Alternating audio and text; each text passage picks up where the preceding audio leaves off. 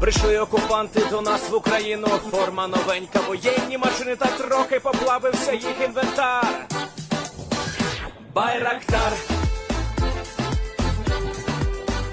Байрактар. Російські танкісти сховались в кущі, щоб лаптем посьорбати довбані щі, та трохи у чах перегрівся навар. Байрактар, Байрактар. Приперли зі сходу до нас барани для восстановлення великої страни. Найкращий пастух баранячих отар.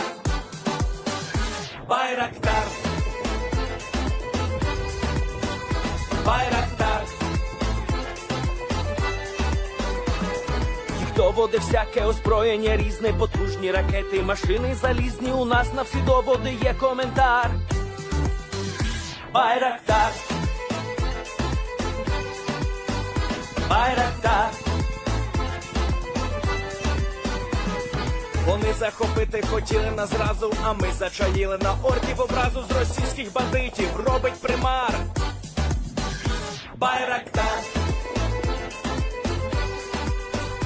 Байрактар. Російська Українська поліція справи заводить, там вбивцю рашистів ніяк не знаходить, хто винен, що в нашому полі глухар. Байрактар, Байрактар веде пропаганду кремлівський урод, слова пропаганди ковтає народ, тепер нове слово знає цар. Байрактар. Байрактар. Байрактар. Байрактар. Байрактар.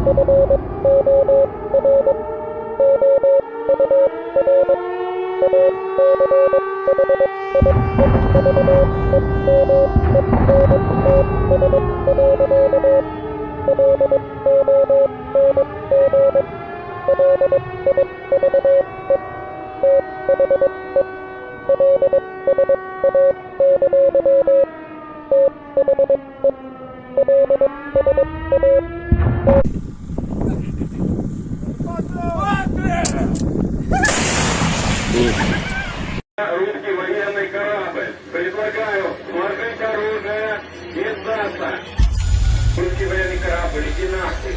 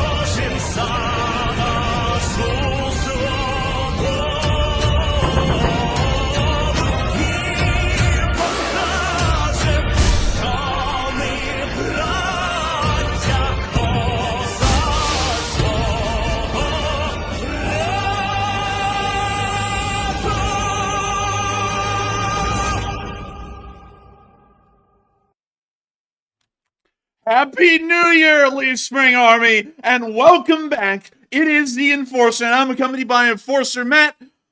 And good evening, folks. It's Enforcer Matt, and welcome back to day 670 of the news. And it's good to see you all once again. And we got a full house tonight in viewership, and we just got named Top 10 Ukraine YouTube channel by the Kyiv Post. Let's get it. Let's go, baby. And of course, we're going to be covering not the past 72 hours, not the past 48 hours, the past 24 hours of the news of the war in Ukraine, because the past 24 hours have been so eventful, we will not have time to cover the other 2 days of news that we have not been able to cover. Of course, many of y'all have celebrated the brand new year. I hope y'all all had an amazing one. I know we did. And not only that, we had an amazing surprise for us and the entire Lee Spring Army that came out on New Year's Day. Many of y'all know that 2 of the largest publications inside of Ukraine are the Kyiv Independent and the Kyiv Post. The Kyiv Independent, the largest one, and the Kyiv Post, the second largest one in Ukraine. Today, we found out that on the 1st of this year, 2024, we started off the year with a bang because we were included in the top 10 Ukraine War YouTube channels to watch. Absolutely incredible stuff. We actually have it on our Twitter here. You can get a link to our Twitter, link in the description below. But if you go here and we go to this list, we can see that we are right there. Right there. Can you believe Right it? there on the Kyiv Post website. That's fantastic. Right there. Now, some people have been saying that the fundraiser amount is wrong, and it is wrong, but I think they were only talking about a single stream because they were listing off specific things that we were doing on one stream, and that was when we raised $7,000. But nevertheless, they said that we were one of the top channels, and I've got to give a huge thanks and a massive shout out to the Kyiv Post. They are actually the first major Ukrainian organization to ever give this channel credit, and while a lot of people are congratulating us on making this milestone and achievement, this is something that I think goes entirely to y'all, and I wish that they had included that our community was called the Lee Spring Army, because the Lee Spring Army is what made this possible. I told y'all all during the Christmas address that what y'all are is the most fantastic and incredible community, and we would have never been able to make this list if it wasn't for the amazing, incredible community that is watching this stream right now. I've got to thank every single one of y'all for being here with us for nearly 2 years, to the point that we finally got credit from someone somewhere for running this channel. We would have never gotten that if it wasn't thanks to y'all, and just absolutely incredible to think that we're starting off the brand new year with such an amazing shout out from such an incredible organization. No amount of hot dogs can be sold to match this kind of a praise, and I gotta say that it is truly unbelievable that this kind of a shout out has been given to the entirety of the Lee Spring Army, the finest community on YouTube, and the one that keeps the flags flying high in support of Ukraine, even when times are tough, great, and in the middle. Moving on from that massive... And also, before you move on, I just want to point out, shout out to the Kyiv Post for also mentioning the Cult of Matt's opinion polls, by the way. I saw that last line right there, and I noticed that whoever watched the stream and saw us fundraise on Sunday apparently noticed all the polls that go up, and they apparently liked them as they thought it high enough to mention in the post right here. So, super cool to see, and also...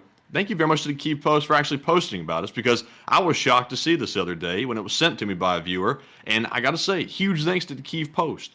And I gotta, once again, give a huge thanks to the Kyiv Post, but I just wanted to show you all this because it's the first credit that this community has ever gotten over 2 years of war. We fundraised nearly $1.4 million. I believe we're almost teetering on the 1.4 million mark at this point.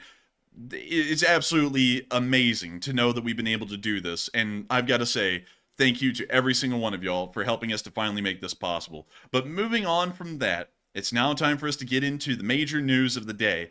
And the major news today is something that is a fortunate thing, but a little unfortunate in some ends. The Russians have now once again upped the largest drone and missile attack on Ukraine. They have now launched, as of today, the largest drone and missile attack on Ukrainian territory since the beginning of the war. 99 cruise missiles were launched, and dozens of Shahed 136 kamikaze drones were also launched as well into the territory of Ukraine. I would have to say that for one of the first times ever, we've seen the brand new Ukrainian air defense nets, which have been made up of a massive amalgamation of Ukrainian Soviet-era air defense systems as well as modern Western air defense systems, finally appears to have been overrun to a small degree today. Because out of the 99 cruise missiles that flew into Ukraine, something around 75 to 79 of them were shot down, according to official reports, which is one of the lowest interception rates that we've seen in a while. Still, the overwhelming majority of air targets were shot down, but it does appear that if the Russians are able to conduct mass wave attacks like these, there is a chance that they are able to cause a higher amount of damage. Ukrainian air defense has been working tirelessly and heroically over those past 24 hours to try and shoot down every single incoming air target possible. On the Sumy border itself, where we first saw these drones flying over, we got to see Ukrainian anti-aircraft gunner teams shooting down a Shahed 136 drone. When you see him here with a Dishka, trying to line it up onto the target.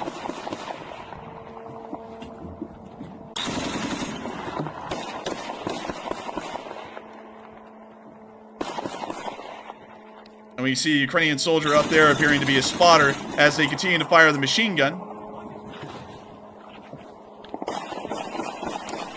We see them continuing to fire the machine gun. And the clip ends there. The drones and missiles, of course, began to fly even further into the airspace of Ukraine, even making it towards the very outskirts of Kyiv, where we saw one of the most incredible shots ever made in the war. This little thing right here has been talked about a lot on this channel. It's very simple, very inexpensive, and very rugged, kind of a Soviet anti-aircraft gun, probably one of the cheapest that the Soviets ever fielded. This thing is a Gush gun with two 23mm autocannons side by side. It is literally just mounted onto the ground with a small swivel, and this one guy operates the entire anti-aircraft system with a naked eye. There is no gun computer inside of it that helps to lead the target. He has to shoot the drone down with his naked eye, and somehow he did it at a pretty significant range. When you see him lining up the Gush gun on target, we now see the AK gunner firing off his AK, and we see the Gush gunner swinging the Gush gun around and firing off some rapid bursts towards the Shahed 136. We see him firing, and they got it! The first volley, absolute sniper of a man, took down the Shahed in one volley from the Gush gun. That was a lucky shot. And everyone is cheering. The man is a hero right here.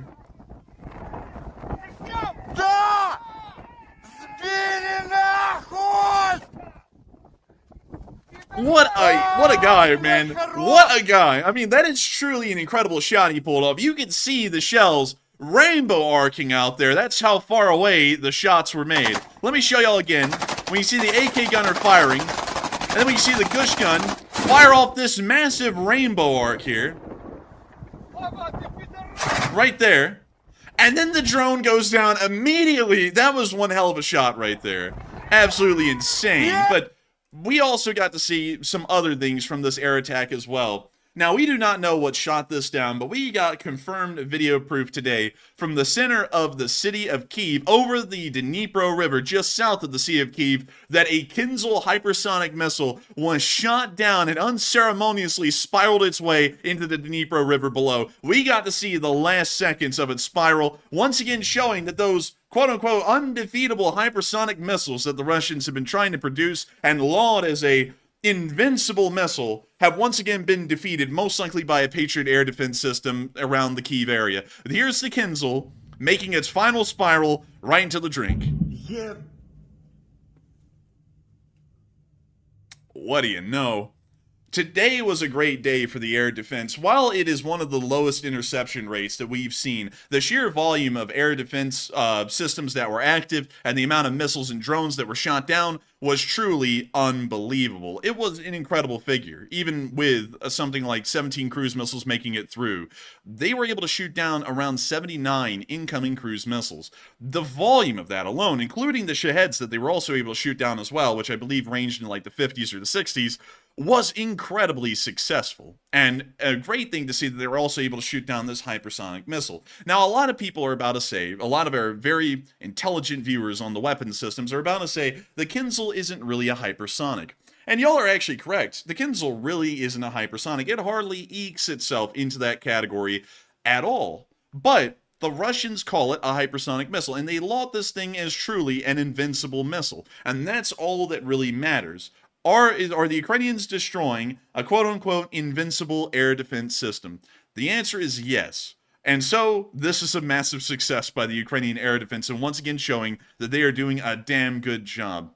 Unfortunately, the air defense was not able to intercept every single incoming air target today, and we did see that some infrastructure damage had been caused. For example, this power station was hit by an incoming cruise missile inside of Kyiv. The Russians, of course, deliberately target this this electrical substation here in the center of the city to try and knock out the electrical infrastructure and cause a massive strain on Ukrainian logistics, and not only that, a majority of the civilian population of Kyiv. In doing that, the Russians hope that by conducting pretty much a war of terror on the civilian populace, they will freak them out into forcing the Ukrainian government into some kind of a negotiation for a ceasefire, or maybe a negotiation for surrender. The Ukrainians, of course, are a lot more resilient than that, and the Ukrainian first responders moved around the city of Kyiv and many other cities that have been attacked today as well, nearly round the clock, to try and rescue every citizen and every living thing that they could. And we could see a picture here of one of the Ukrainian policemen that responded to one of the damaged scenes in Kyiv, rescuing a cat from the rubble. I gotta say that it's something interesting to see that the Ukrainians continue to make sure to persevere even in the face of these massive air attacks. It reminds me a lot of those very first days of the war, where we got to see that the Ukrainians just had this massively stoic spirit about everything going on in the war, and were always making sure to keep their spirits as high as possible, even when the worst things were happening pretty much in their very major cities. We also saw that in the city of Kharkiv today, once again, Kharkiv being a major city, was also attacked as well. And while a lot of the videos I didn't really feel like they were good to show on the stream, I feel like this one is one of the few that we will show. It's very appropriate and shows off the kind of damage this caused by these Russian attacks that target the civilian population. When you see the Ukrainian police walking through the rubble of these damaged Khrushchevka blocks, or Kami blocks, more so. Давайте, щоб ви можете йти? Давайте потихеньку. Стой. Подожди, братан.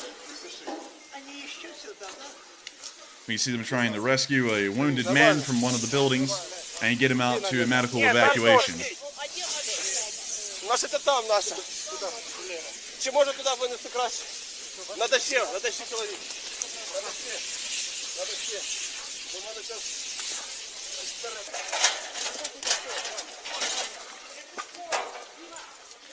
Та давайте туда же, блин. We now see them continuing to try and evacuate the wounded out of the area.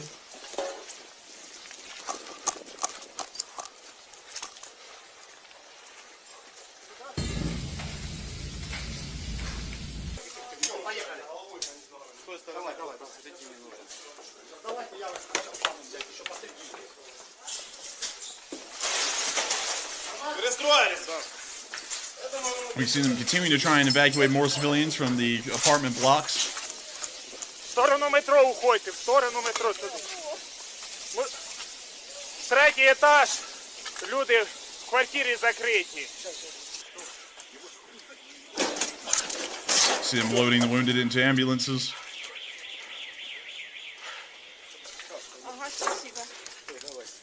These civilians were incredibly lucky. A lot of them did survive this attack, but many Ukrainian citizens have died over the past day from these Russian terrorist attacks. We've heard of at least something around 36 Ukrainian civilians that have died across the entirety of the nation just over the past 24 hours due directly to these Russian attacks. The kind of idea that a nation like Russia that calls themselves civilized continues to attack Ukrainian civilians this far into the war 2 years later, and at this point quite deliberately, is something that is a pretty grim sign, a pretty dark one.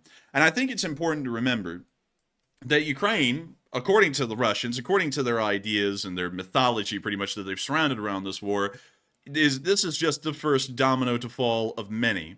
If the Russians take Ukraine, they will have their eyes on the Baltic states and Poland, and if they ever got the chance, countries like Germany, Britain, France, and the United States would never stand again to try and do anything around the world for the right thing. When you think about that, you've got to think that the Russians don't just wish this on the Ukrainians. This isn't a faraway war that ends at the Ukrainian border of Poland or Romania. This is a war that pretty much will expand on into the rest of the world. This is what the Russian mindset is. To conduct attacks, pretty much conduct terror onto people around the world so that way they'll bend their knee to what the Russians want. And that's not the kind of world that we're going to live in. And that's one world I'm very damn well sure no one will ever live in as long as we see the light of day. And that's why I find it really important for y'all to make sure to reach out to your representatives, your members of parliament, your senators, and write them letters, whether they be pro-Ukrainian or anti-Ukrainian, and let them know how important it is from a strategic perspective, and not only that, a perspective of the future of the Western world, how important it is to make sure that support for Ukraine continues, so that way they can continue to defend their citizens against these ruthless and pretty much slaughters of attacks, and not only that, to make sure that the Western world as a whole will never have to face a reality like this on their own borders or in their own nations. I think that is a very important thing to know going forward, and I think that an attack like this and the ruthless kind of a slaughter that the Russians have committed is once again reinstilling the idea to many people around the world that the Russians are not a nice group of people. And if they ever get the chance, they will most likely try and kill you and your families if they ever get the opportunity, so that way they can exert their own influence and power over the world. We don't live to see that kind of a day. We live to see a day where we are able to live. And that's really all we can guarantee is that you will be able to live, hopefully. Moving on from that, And into our next little bit of news, we did see that the Ukrainians may have returned the attacks in kind, at least a little bit, not on the civilian population, but once again on military infrastructure within the major city of Belgorod. We can see here that starting off with our first clip, we got to see some explosions occurring inside of Belgorod.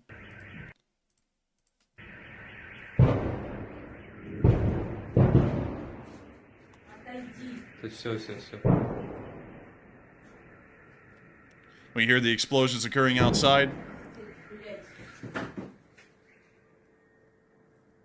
Не кисло, вообще не кисло. And we hear the air raid sirens going off right there at the end. Apparently, some city officials found out that the city was under attack. But we also got to hear of more explosions inside of the city of Belgorod here as well. This was more so in the earlier hours at the break of dawn or in the middle of the night.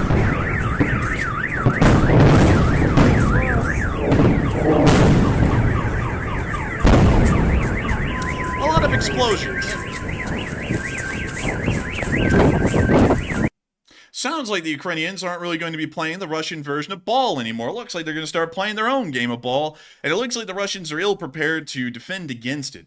From what we understand, most Ukrainian attacks that have been conducted on major cities such as Belgorod, Kursk, and Bryansk have pretty much gone unanswered by Russian air defense. From what we understand, Russian air defense along the Ukrainian border is incredibly thin and in some areas completely non-existent, because Ukrainian attacks appear to be facing almost no chances of failure whatsoever, and a lot of the drones, somewhere around 75 to 80% of them, are reaching their targets from what we've been able to find out. That is a high success rate. 20% of them to 25% of them are not reaching their targets, but you have to remember, that is only 1 in every 4 at the highest of Russian interception rates. 3 out of every 4 are making it to their targets, and that's compared to last attack, which was the lowest interception rate we've ever seen by Ukrainian air defense, where 1 in every 10 Russian air targets are making their way to their targets inside of Ukraine. It's very important to remember that Russian air defense appears to be wildly weakened, and it appears that as they continue to engage along the front lines, their air defense is gradually being weakened further and further due to high attrition rates, because Ukrainian counter battery is successfully finding the Russian air defense systems and destroying them. Moving on from that little bit of news and a further ways down, we saw that a small attempt at this was conducted on the city of Kherson. We didn't see a lot of drone or missile attacks occurring on Kherson, although attacks were occurring practically all over Ukraine over the past 24 hours from Russian missiles and drones, but we did get to see that the Ukrainian air defense near Kherson was able to shoot down a Russian reconnaissance drone that may have been trying to spot for artillery strikes coming from the left bank of the Dnipro. But we see the drone right there. You see the drone scooting around. And we can see it get blown up. Pretty nice little hit. Slava Ukraine. And very nice to see the air defense working successfully down there, even on the smaller targets such as that one. We also saw that the Russians are apparently not having a great time anywhere else, for that matter. It appears that the Ukrainians are trying to respond an eye for an eye, nail for a nail, tooth for a tooth sort of thing. But it's down in the city of Sevastopol. We also got to see that apparently about 5 hours ago at this point, there are the plumes of smoke clouds coming from explosions inside the city of Sevastopol, suggesting that the city of Sevastopol is once again under attack by Ukrainian forces. We do not know a lot of information at the moment about where these explosions occurred within the port of Sevastopol, what blew up, what kind of damage may have been caused, and what conducted the attack, but the fact that explosions are occurring within hours after a Russian major air attack once again occurred on the skies of Ukraine, it is indicating to us that this is most likely a retaliatory strike by the armed forces of Ukraine, and hopefully we'll be able to get more information and updates on what kind of damage was really caused. Hopefully a significant amount, and hopefully we'll get to hear that another Russian boat may have joined the Moskva or the Kilo class submarine, though I believe it was, let me think, the Rostov-on, no, it wasn't the Rostov-on-Don. I think it was the Rostov-on-Don, actually. I think it was, yeah. Yeah, I'll have to go back and look, but I think the submarine was the Rostov-on-Don, but we also got to see that apparently the Russians are still very concerned and very scared that the Kerch Bridge will be joining the Moskva and all the other Russian ships, just like the Novichokhovsk, which got destroyed inside of the port of Feodosia, actually not that far away from the Kerch Bridge. We got to see something quite interesting. It looks like they're trying to soup up the bridge defenses again. The bridge defenses were actually wiped out a little while ago from the massive typhoon that wrecked the coasts of the Black Sea, and we got to see that the Russians are apparently industriously trying to rebuild the coastal defenses. We can see that apparently the two center ones here are still largely knocked out from that typhoon, but we can see that these two over here have been reconstructed at this point, and it looks like they are working very hard to try and get these drone defenses back up and in action, so that way the bridge will not be as easy as a target for Ukrainian forces. Whether that's going to work or not is another question, because we started to hear rumors that apparently the Ukrainian sea babies have gotten so big now, they're actually able to equip some kind of a MLRS system onto the back of it that may be able to fire unguided rockets at a particular distance towards a target. So going off of that, the bridge still may not be safe and may be structurally compromised by an MLRS attack.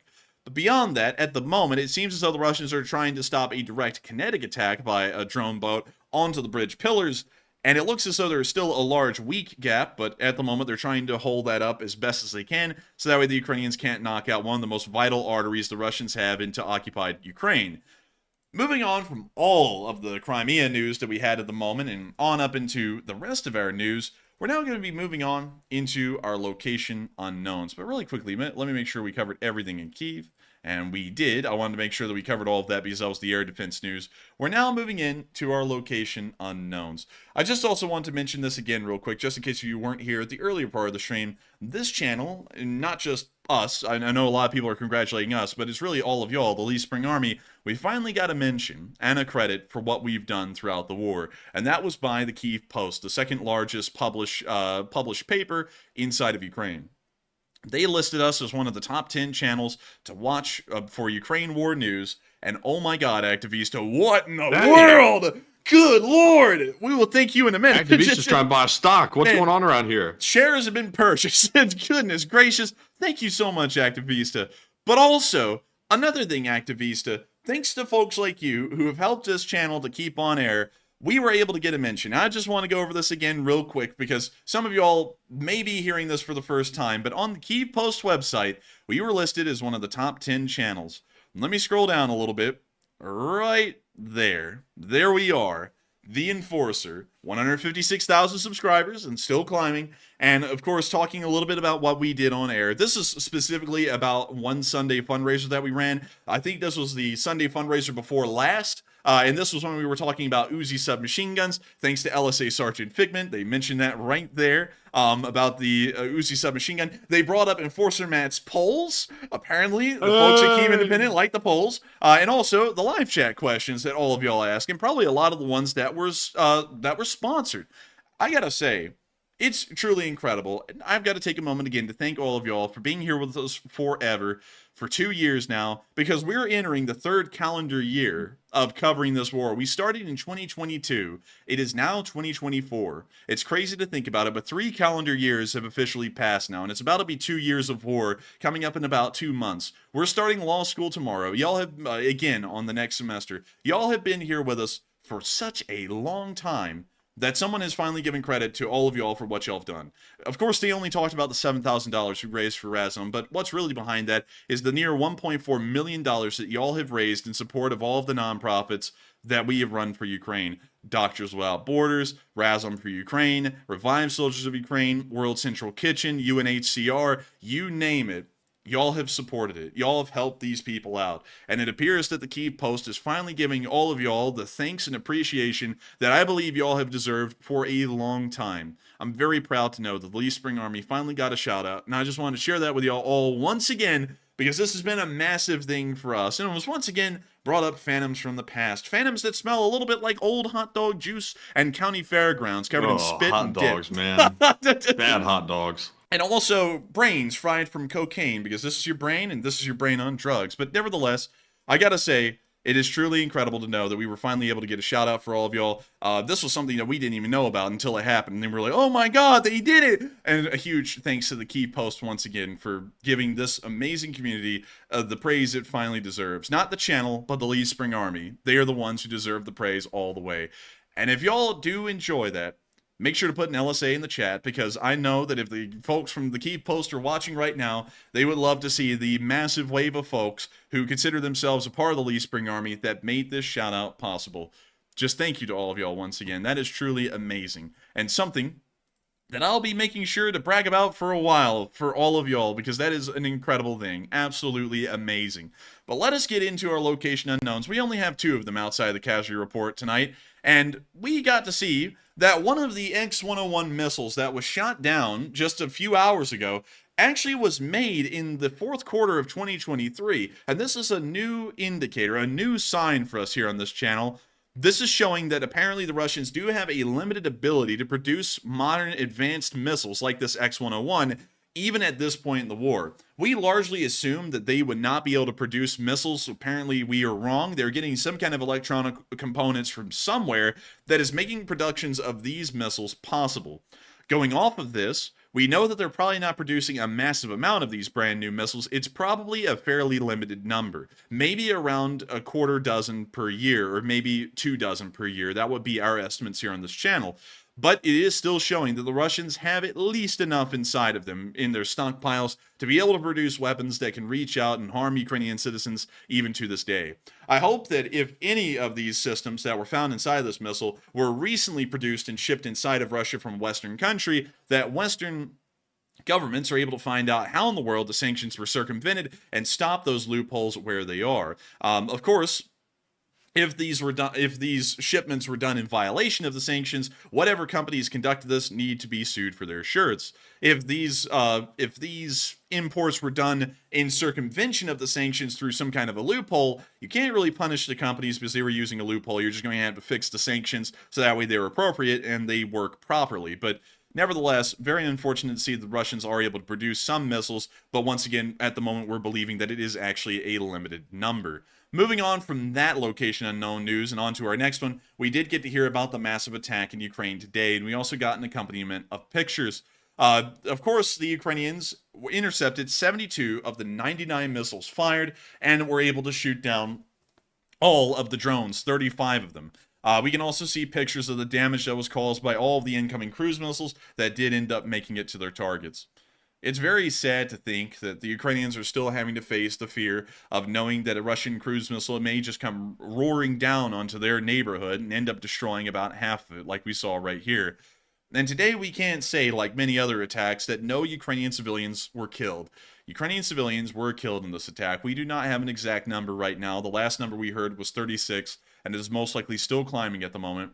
But it is terrible to think that 36 Ukrainian civilians, citizens for that matter, not civilians, citizens, have been mercilessly slaughtered once again at the hands of these Russian attacks. It is terribly unfortunate to think about. It's terribly unfortunate to know this kind of a fact is still a reality inside of Ukraine, and hopefully the Ukrainians will be able to strengthen their air defenses with unwavering Western support. Hopefully, the U.S. will be able to continue to support Ukraine in categories like air defense that matter, so that way we can once again bolster their air defense to the point that these kind of a large Russian attacks that the Russians are now conducting will never be possible and will never make it through the Ukrainian air defense again. Moving on from that that major news right there about the missile attacks today, we did also get to see the Russian casualty report for the past 24 hours. And it was very good. It is juicy today. Lucky 7, I'm telling you. And the losses are high in every category. Gotta love it.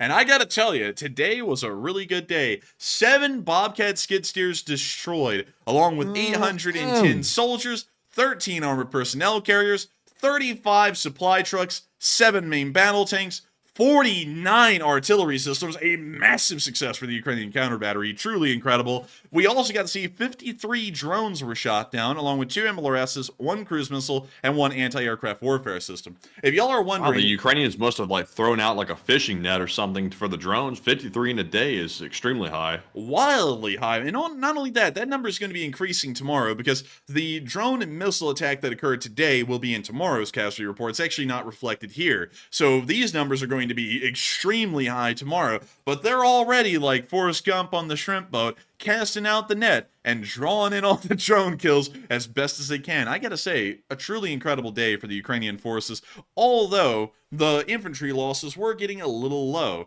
810 soldiers back in the day would have been an unbelievably high number. That actually would have been one of the highest days. Nowadays, at this point in the war, this is actually one of the lowest days that we've seen in a while, at least in the infantry casualty reports. But nevertheless, these numbers are still exorbitantly high. On an average day in World War II, from 1941, well, December 7th, 1941, all the way until the end of the war on like August 9th, 1945, the U.S. was taking on average 550 combat losses per day. That was about the average for those 4 years. That was in World War II, the deadliest war in human history. The Russians today beat that by several hundred troops, 810, and that's considered a very low day at this point in the war. The Russians are taking losses at the going rate right now that are so high, it's hard to even put them into Western Army figures in World War II. The only numbers that would be somewhat comparable, at least for the era, would be maybe the Free French during World War II, maybe the Polish during World War II, or maybe the Soviets during the Winter War. Although, even still, the Soviets during the Winter War took unbelievably high losses. They took something like 360,000 dead, I think, in about 4 months. So I don't even think those numbers are very comparable. But nonetheless, the Ukrainian defenders have done an incredibly good job over the past 24 hours, and we can't wait to see them continue to inflict these kinds of massive losses onto Russian offensive forces and hopefully push them back out of the country here in the near future. Moving on from our location unknowns, so many of y'all have been talking about all of the amazing things that we've been hearing about, the amazing feats of the Ukrainian air defense over the past 24 hours, the United States conducting attacks on the Houthis, which we will not be covering on stream tonight because there was really only one major announcement made by the Department of Defense about that. We didn't really have any film or video footage, or at least enough of it to cover tonight. A lot of y'all have been talking about all kinds of things, and also the Enforcer channel being finally recognized by the Kyiv Post, which was incredible today. And I've got to say, an absolutely incredible, just wonderful thing to know that we were finally credited. A lot of y'all have been talking about all kinds of things. And Matthew, I think what most people have been talking about is those F-16s, because with the ushering of a new year, there is always the talk of the F-16s finally arriving. And not too long ago, just a few days ago, we were starting to hear that those F-16s may finally be making it into Ukraine very soon, probably within the next few weeks. A lot of people are saying that that is going to be a major game changer. And I see, Matthew, that you've even posed a big question to the audience tonight about those F-16s. And Matthew, what did people have to say about that? All right, so moving into our first poll and question segment, our first poll of the night says, during the last wave of missile attacks on Ukraine by Russia, Poland sent F-16s to the border, and what are your thoughts? 49% said it's a pretty standard response. 37% said Poland's getting aggressive. 6% said it was a one-time precaution, and 8% said unsure. And on this one, I'm very confident that Poland decided to send those jets to the border, this time in response to that missile that went sort of missing on their territory that they still haven't been able to find. They still have the search crews out looking for it, and they found absolutely no trace of the missile, but it was recorded to have entered their territory. But at this point, nobody has any clue where it went. So Poland's way of sort of getting even is to get really aggressive by sending jets to the border when Russia launched that major missile attack on Ukraine the other day.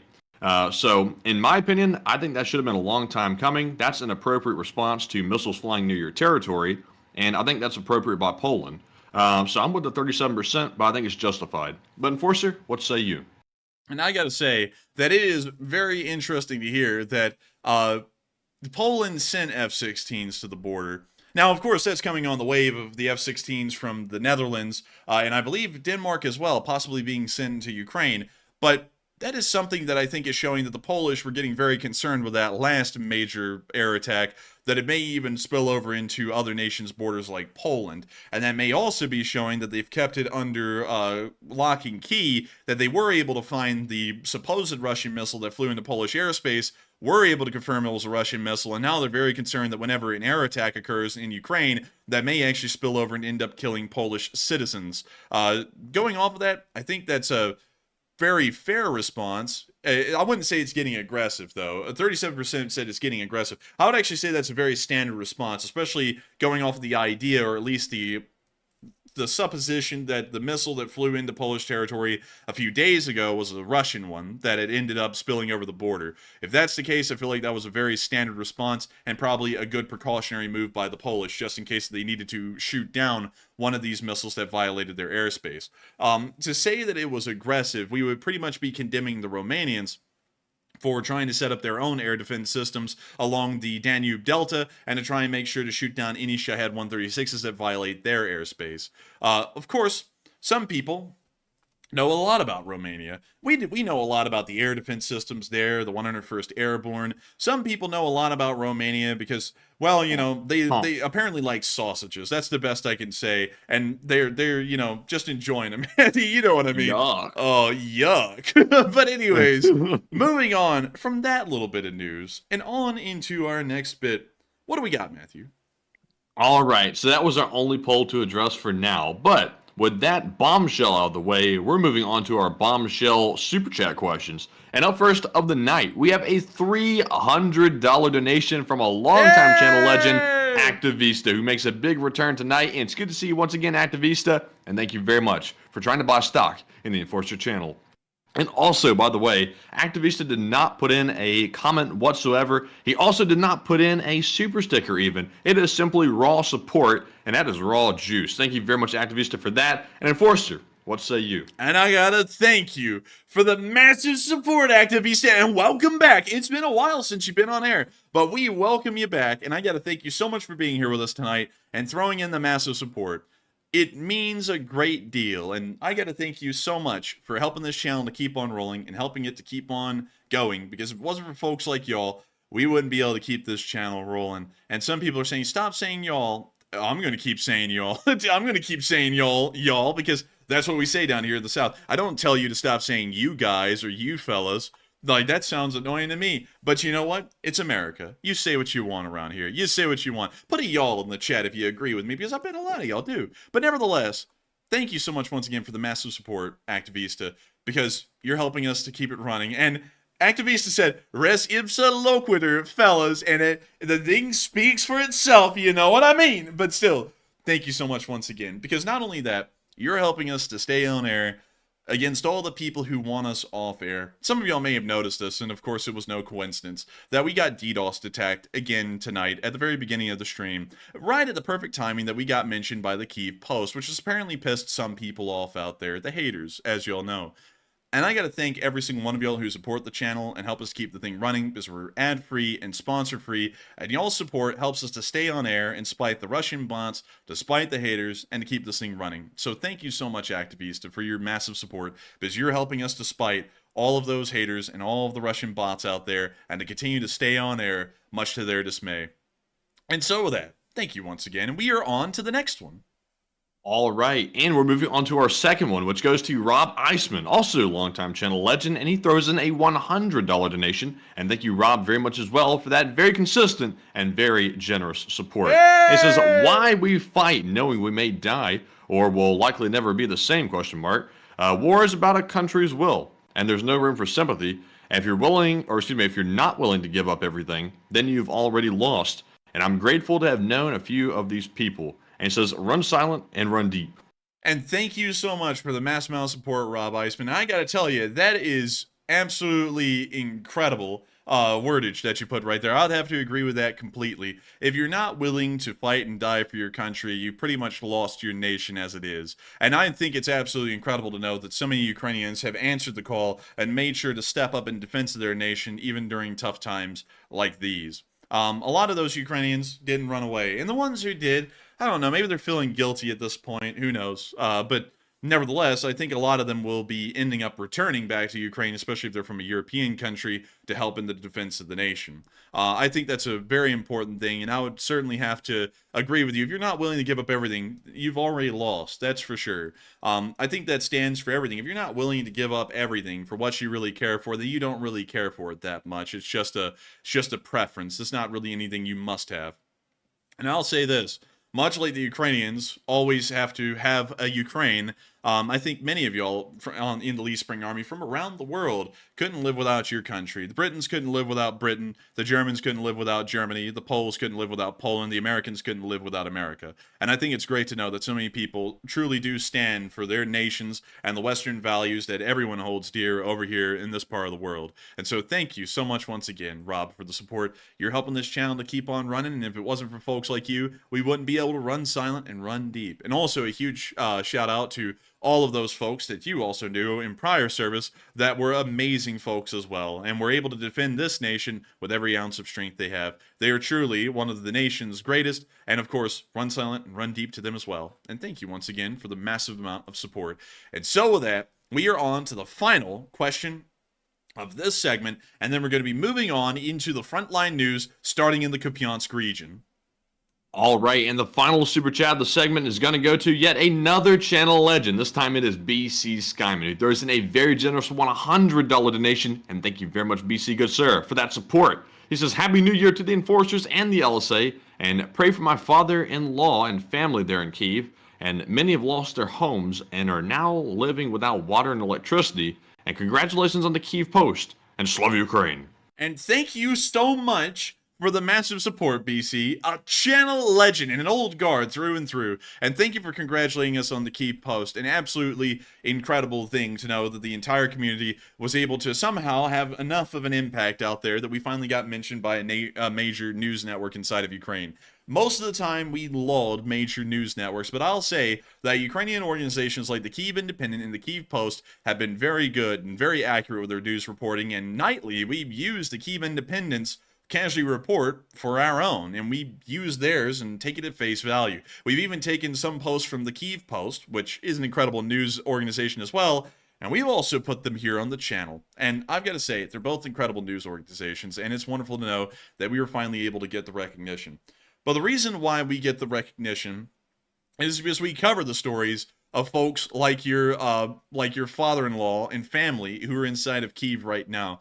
And I think it's very important to always remember that while we're covering this news, and it's always great to be on this end of things, covering the war, fundraising, helping out, there are actual people over there on the other end that are receiving this help. Hopefully, some of our support to organizations like Razom will be able to help them to feed and keep these people warm, like your father-in-law and his family, and hopefully make sure that they will be fine until the power comes back on. I know one thing for certain. The Ukrainian energy companies are out there right now already working tirelessly to try and get these Ukrainian energy grids back online and running.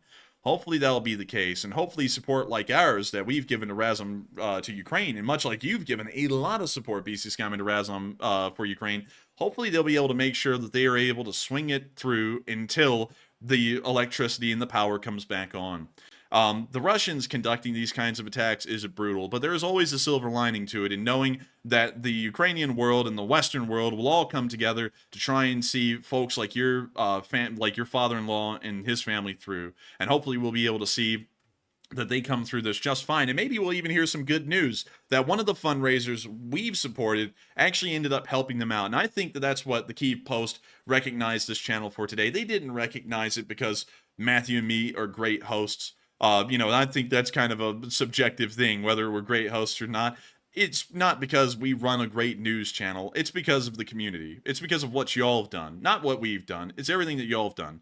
And I think that's a big, important thing to remember, and a big, important thing to note, that this channel would be nothing without the community that's behind it. And I got to thank y'all once again for being here with us tonight, and I got to thank you, BC Skyman, for being one of those amazing members of this community, and also supporting this channel to help us to keep this thing running. I cannot lie. And I will make this quite brief, but I cannot lie. Everyone who supports this channel has truly made this possible for us to be here this long. We don't run ads. We don't run sponsors. I find it kind of scummy to do that kind of stuff when we're covering the news of people whose lives are at stake. We run this channel entirely off of viewer support, the generosity of each and every one of y'all. And the fact that we've existed on this platform for 2 years, a platform that is built around people making AdSense and getting sponsors, and we have not had a single ad or a single sponsor on these streams, and yet we've been able to run this entire channel for 2 years. I think it's absolutely incredible to know that y'all have made that possible. We've defied the monetization system of YouTube and stuck to our morals and our values of how we cover this news and how we do all of this. And it's all because of y'all. And no other community has made that possible for any other YouTuber out there. I think it's incredible. And I got to thank all of y'all for once again supporting the channel, supporting the fundraisers, and making everything on this end possible. Because once again, y'all are what keep the lights on. Like, not in our house for rent and everything. Y'all are what keep the lights on this channel. Y'all are what makes this channel glow like a beacon amongst the Ukraine war community and gets us, recognized by folks like the Kyiv Post. Because if it wasn't for this community, I don't think we would have been recognized by anyone anywhere at this point at all. Y'all are the entire credit behind that. And so, thank you to all of y'all so much once again. And thank you to you, BC Skyman, and the massive amount of support. And I hope that everyone sends prayers and thoughts the way of your family and father-in-law. And hopefully this Sunday, when we run our fundraiser for Razom for Ukraine, we'll be able to knock that thing out of the park. And hopefully folks like Razom for Ukraine will be able to help out people who are in situations like that. And so with that, we're now moving on out of this question segment and on into the Frontline news. The northeastern area has started to get very active over the past 48 hours, really over the past 24 hours alone, which is what we have documented here on the channel. Over the past 72 hours, no frontline changes have been documented, but a lot of combat action has been documented by video and picture evidence. Starting off with our first bit, we got to see that the Ukrainian BMP-2 inside of the village of Avdiivka was firing on Russian forces in the distance. Here's the clip.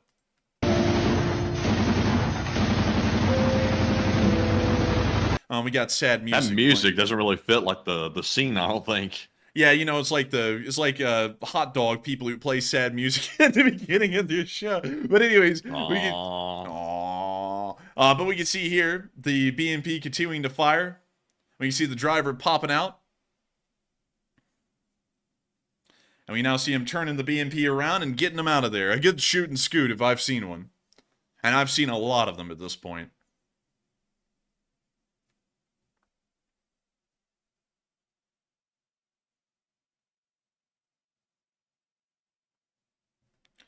And that's the end of that clip right there. Wonderful to see the Ukrainians once again keeping the Russians at bay. And we also got to see that the 116th Brigade in this area was smacking Russian forces rightly. Check it out. We're going to be muting the audio and everything, but check this out. We get... You know, I hate to tell y'all this. Duplicates are starting to become a bit of a thing. And when I saw this earlier, it didn't ring a bell. And then I remembered that we actually had a clip like this 2 weeks ago. It's literally the identical one. And people are starting to post duplicates as brand new news. So I'm going to delete that one because that's a duplicate. We don't have duplicates on the show. So we're moving on to our next bit where we did get to see something that is new. The BMP-1TS. These things are brand spanking new and a prototype vehicle for the Ukrainians. I'll be trying to pull one up here for y'all. And let me go find a picture of this little thing here. Because it's very important to see a normal picture of this thing, and then I'll show y'all this thing on the move. Oh,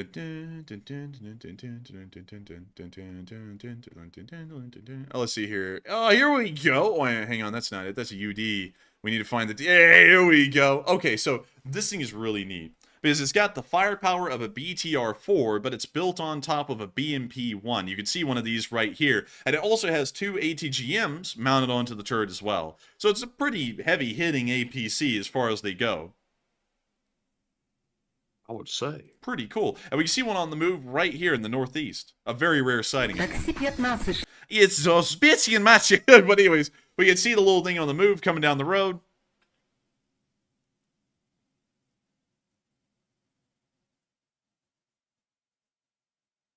And look at that thing. This one does not have the ATGMs mounted onto it.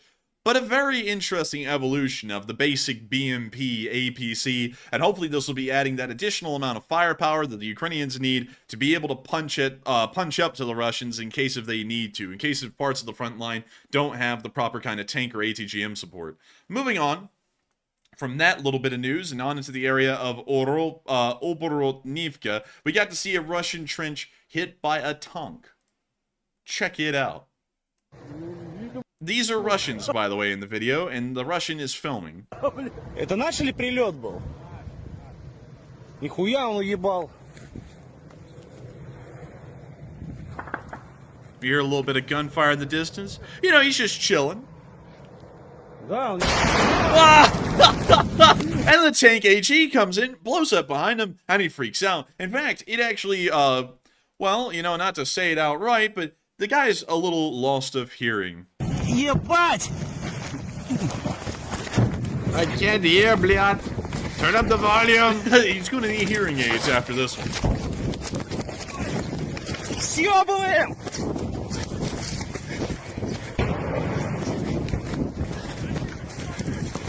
He's scooting. Ебать!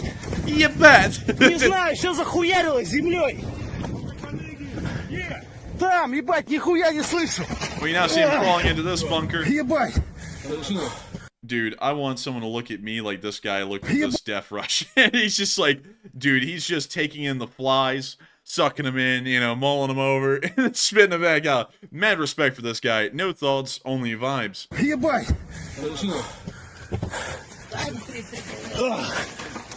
Я не слышу.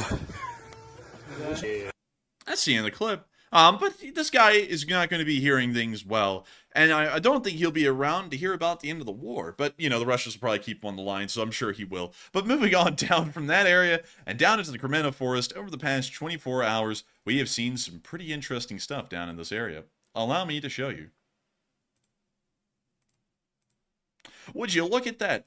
I don't see a thing, man. What happened? I know, that's crazy, right? The Ukrainian defenders are holding like a rock in this area. The Russians are not able to advance forward at all. And in fact, we've even seen that the 12th Azov Special Forces Brigade has actually been able to conduct a successful counterattack and retake at least a small part of the trench works. When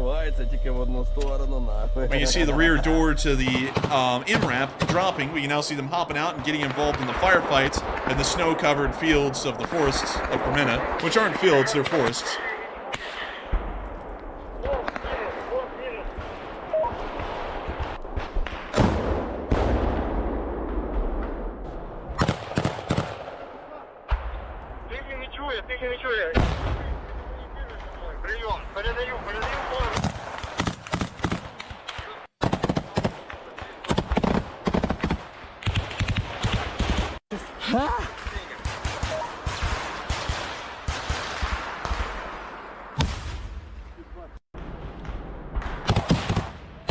When you see them getting hit at by Russian grenade fire as they continue to fight through the trenches, retaking them. Now, I gotta tell you, that scope right there looks like it's gonna be pretty tough to use. It looks like it's packed with snow. So, hopefully you can get a new... Also, that's a UAR-15 right here, too. One of the indigenous-made ARs that the Ukrainians are now pushing into frontline service. Was that strawberry snow? Yeah, it was red snow.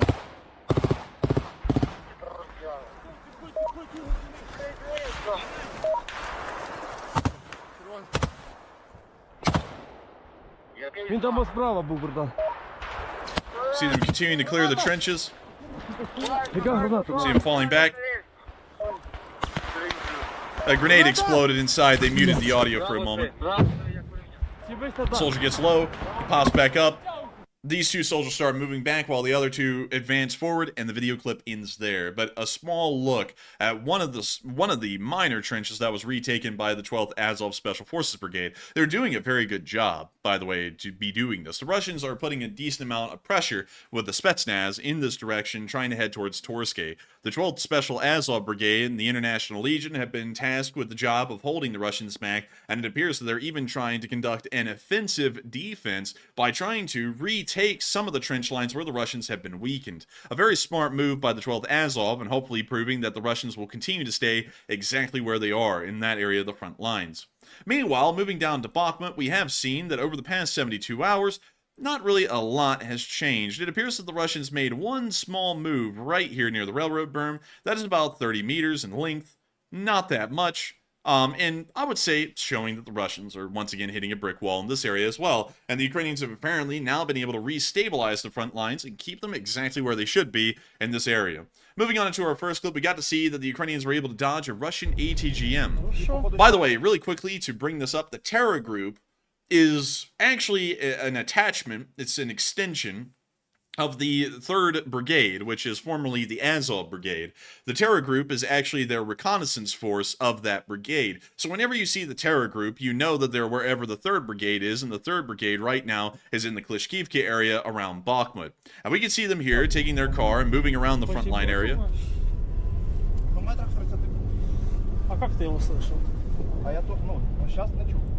Ты его слышал больше в этом? А, сейчас, ну вот значит, что на тур. Тур знаешь как? А я сейчас я чую, прям на... I like the sound effect that guy just made. Слышно очень хорошо.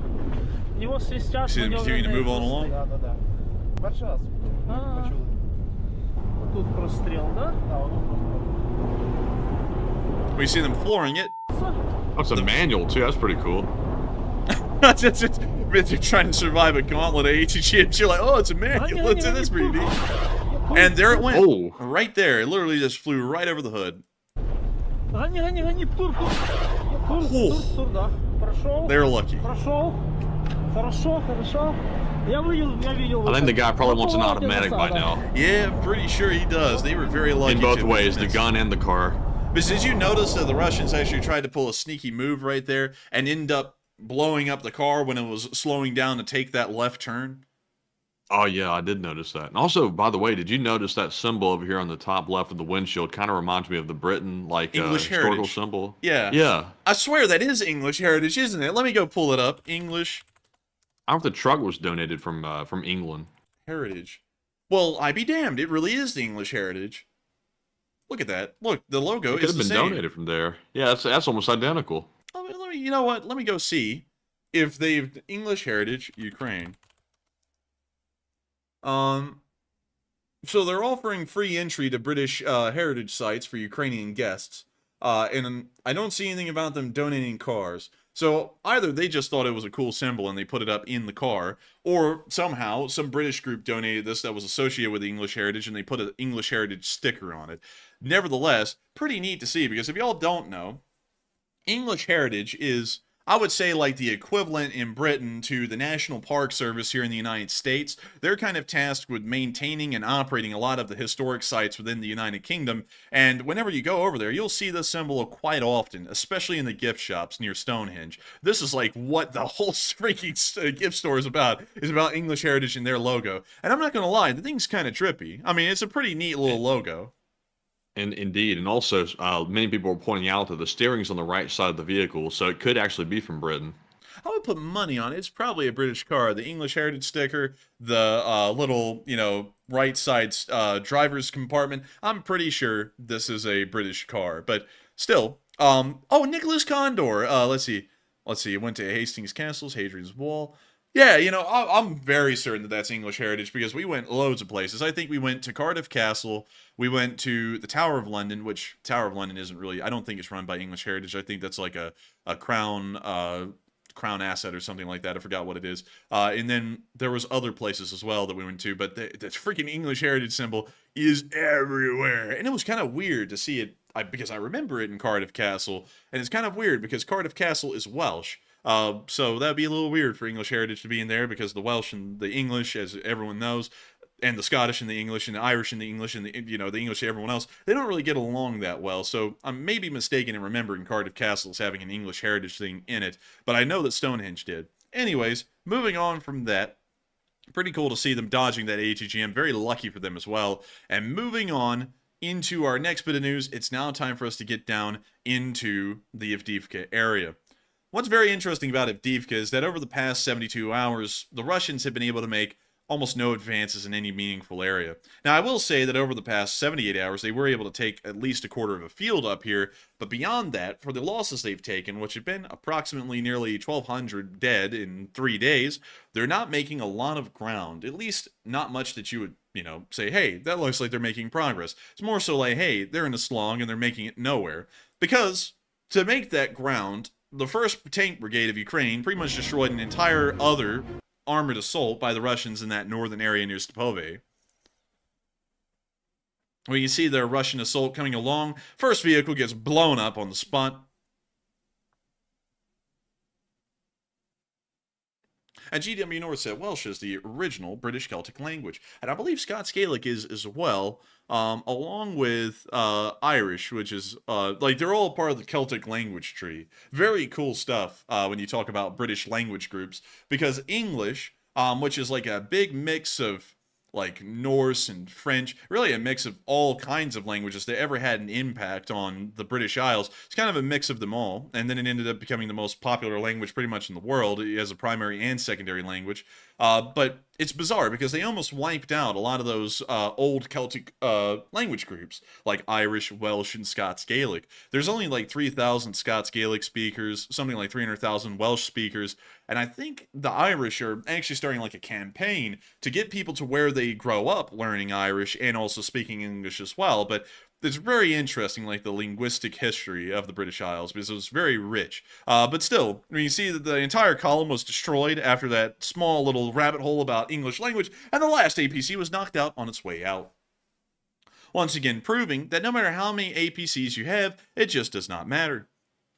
Moving on from that little bit of news, and into our next bit near the Avdiivka area, we also got to see a Russian tank going nuclear from a kamikaze drone. Here comes the drone, right into the back of the turret, bada boof, and there it goes, sky high and in a million pieces. Call this thing. Cut the phone lines. Stop the spread of misinformation. You don't see graphite on the ground. You're crazy. Oh, man. And with that, that's the end of the clip right there. And nice to see that they were able to blow up that little Russian tank. We're now moving on to our next one, where we also get to see a tool pond getting blown up. Check it out. This was somewhere on the outskirts of Donetsk City near Avdiivka. Chad, Oh, they got some nice techno beat music over it. Perfect.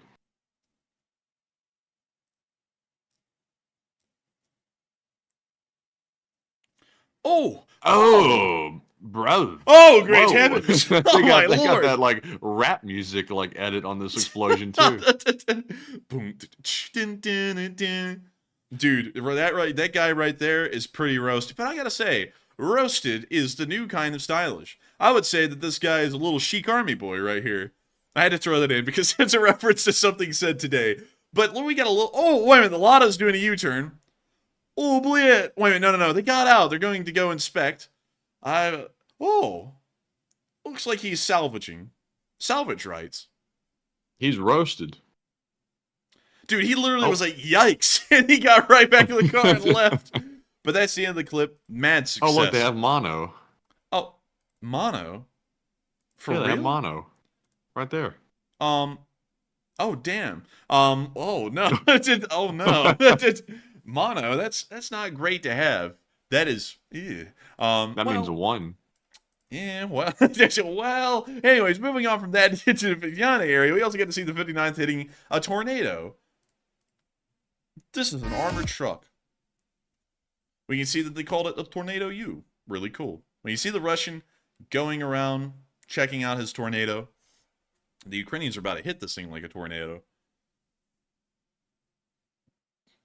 I see one guy, he's taking off. He might be a little wiser than the other one. Oh, unfortunate timing. Ooh.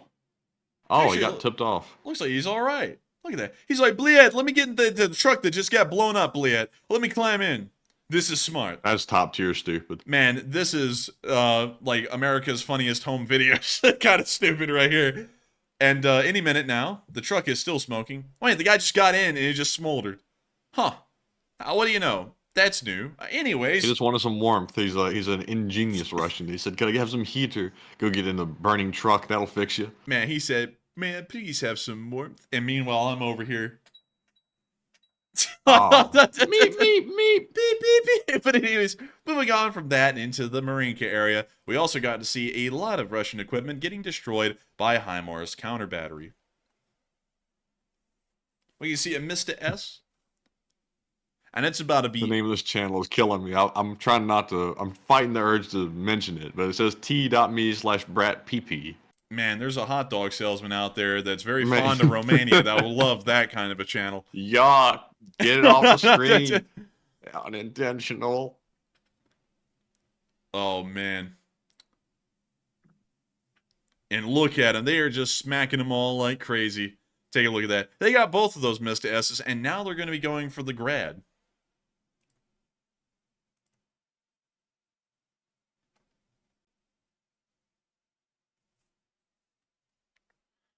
We see them getting a second grad because waiter, more grad, please. Just so they're gonna get another one, and now we can see they're going for Estrella 10. Now we can actually see the Estrella's looking right at this drone. Apparently they see it, but they didn't shoot it down, at least in time. There goes the grad, and I think the Estrella is over here. Oh no, it was over there. There we go. Well, it got taken out anyways.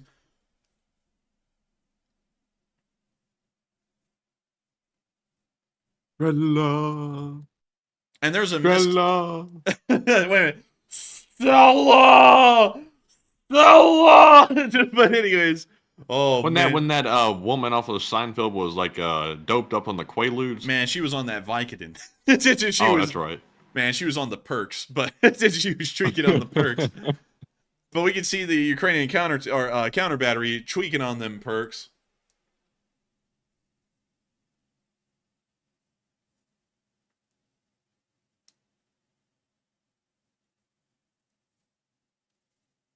And we see them just smacking everyone everywhere. The HIMARS has been doing a very good job. Just absolutely incredible. And slow. Flower. That's it, and that's the end of that clip. But we all love some slaw. Moving on from that, we also got to see an Archer SPG from Sweden working on some Russian positions. All right, that didn't sound right, but anyways, the Archer's firing. Very nice. Beyond the weird noises, it's nice to see the Archer in action.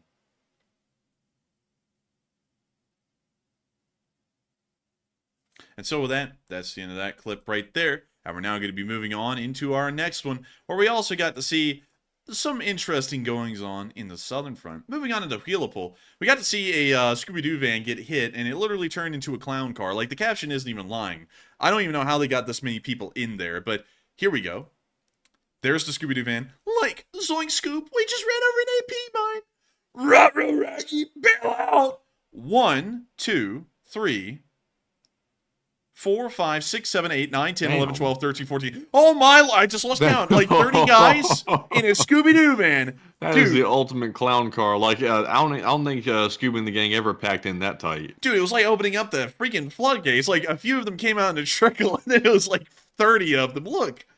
Oh my god. I guarantee you some of those Ivans are getting fondled in there. There's no way possible. Like, you don't cram people up like that. So, 30 Russians got in the van, and then the Kadirovite got in. And, Uh-oh. Uh-oh. He said, hello there. You look like a sheep. Roll, Raggy, and I'm not a sheep. Dude, the Kadirovites, when they see a goat, hey girl. Hey girl, what's up? It's like, oh, wait a minute. But anyways, moving on from that and into our only other clip in the southern front, we also got to see a Russian bunker getting blasted by the DPSU. All right, we're going to be meeting that, but we can see them slamming the position rightly, as a matter of fact. Ooh. Angry Penguin said, hey, shawty. Hey, shawty, what's going on over there, girl? Oh, dun dun dun dun dun dun dun dun dun. Oh dear. Oh no! Oh. And they left him. Man. Oh man, the Catarites trying to rizz up a goat in the meantime. They said, you know what you are? You a goat. You're the greatest of all time. You know it. Bad. Shush, my darling. Shush. But anyways, moving on from that and out of the southern front, it's now time for us to move on down into that southern front. With the Kherson front. We haven't heard a lot about the Ukrainians inside of Kyiv. We know that they're holding. We know they're still fighting in the woods, just outside the village. But beyond that, we haven't gotten a lot to talk about, at least this stream. But moving on down into the area of Radinsk, we did get to see that maybe something more impressive happened today, at least on the money side of things. I don't even think Mr. Beast can top this kind of losses here, because a $250 million, and you heard that right, let me say it again, $250 million radar system was destroyed today in the Radinsk area in southern Kherson. This thing is brand new. It's the Yastreb 8V. This thing is literally the newest of new. It was introduced, I think, like 2 or 3 years ago. May as well be the newest radar system that the Russians have. I think it actually is. It ended up getting destroyed today. All right. Also, did you say Mr. Beast was taking L's? You say he's taking losses? Oh, wait a minute. Did I say that? No, man. Mr. Yeah, Beast. he said Mr. Beast is taking losses. Man, Mr. Beast is a real one, man. He's never taking losses. I mean, I said, if I said something like that, let me backpedal, because Mr. Beast is a true G. I would say Mr. Beast couldn't shell out the kind of money loss that we're about to see here, because $250 million in a single sitting, I think that's even higher than what he can do. But here we have it. There's the radar setting itself up. We see it chilling, and it's about to be grilling. Oh, HIMARS to the cab, and it's done for. That radar system is out. When you see the crew, the one that survived, the two that survived, bailing, and they're going to double tap that thing, because it just can't survive. I guess the radar didn't work too well. It didn't detect that coming in. Yeah, my radar can see everything. Oh yeah, can you see this? Hit it right on top. And now we can see it smoldering and smoking. The electronic components completely destroyed. And that's the end of that $250 million radar system. To put that in context, I know that the radar systems don't seem like much. They're not that impressive, but the Moskva itself cost $550 million. That means that the Moskva cost 2 of those radar systems. And that's how expensive those things are. Just to try and put that into scale, how big of a loss that is monetarily for the Russians. And so, with all of that out of the way, it's now time for us to move on up to Kyiv and to cover the speech from President Volodymyr Zelensky here on day 678 of the war. And so, without further ado, Could I have some speech, please? Can I please have some speech? here's the South Ukraine. here's the peach. You know what? With the Kyiv Post giving us a shout out, I'm going to say it's not out there to say that eventually the Lee Spring Army will get some credit from the president himself, the biggin. But without further ado, here is that peach. Speech. Дорогі українці, українки, щойно говорив з прем'єр-міністром Великої Британії Ріші Сунаком.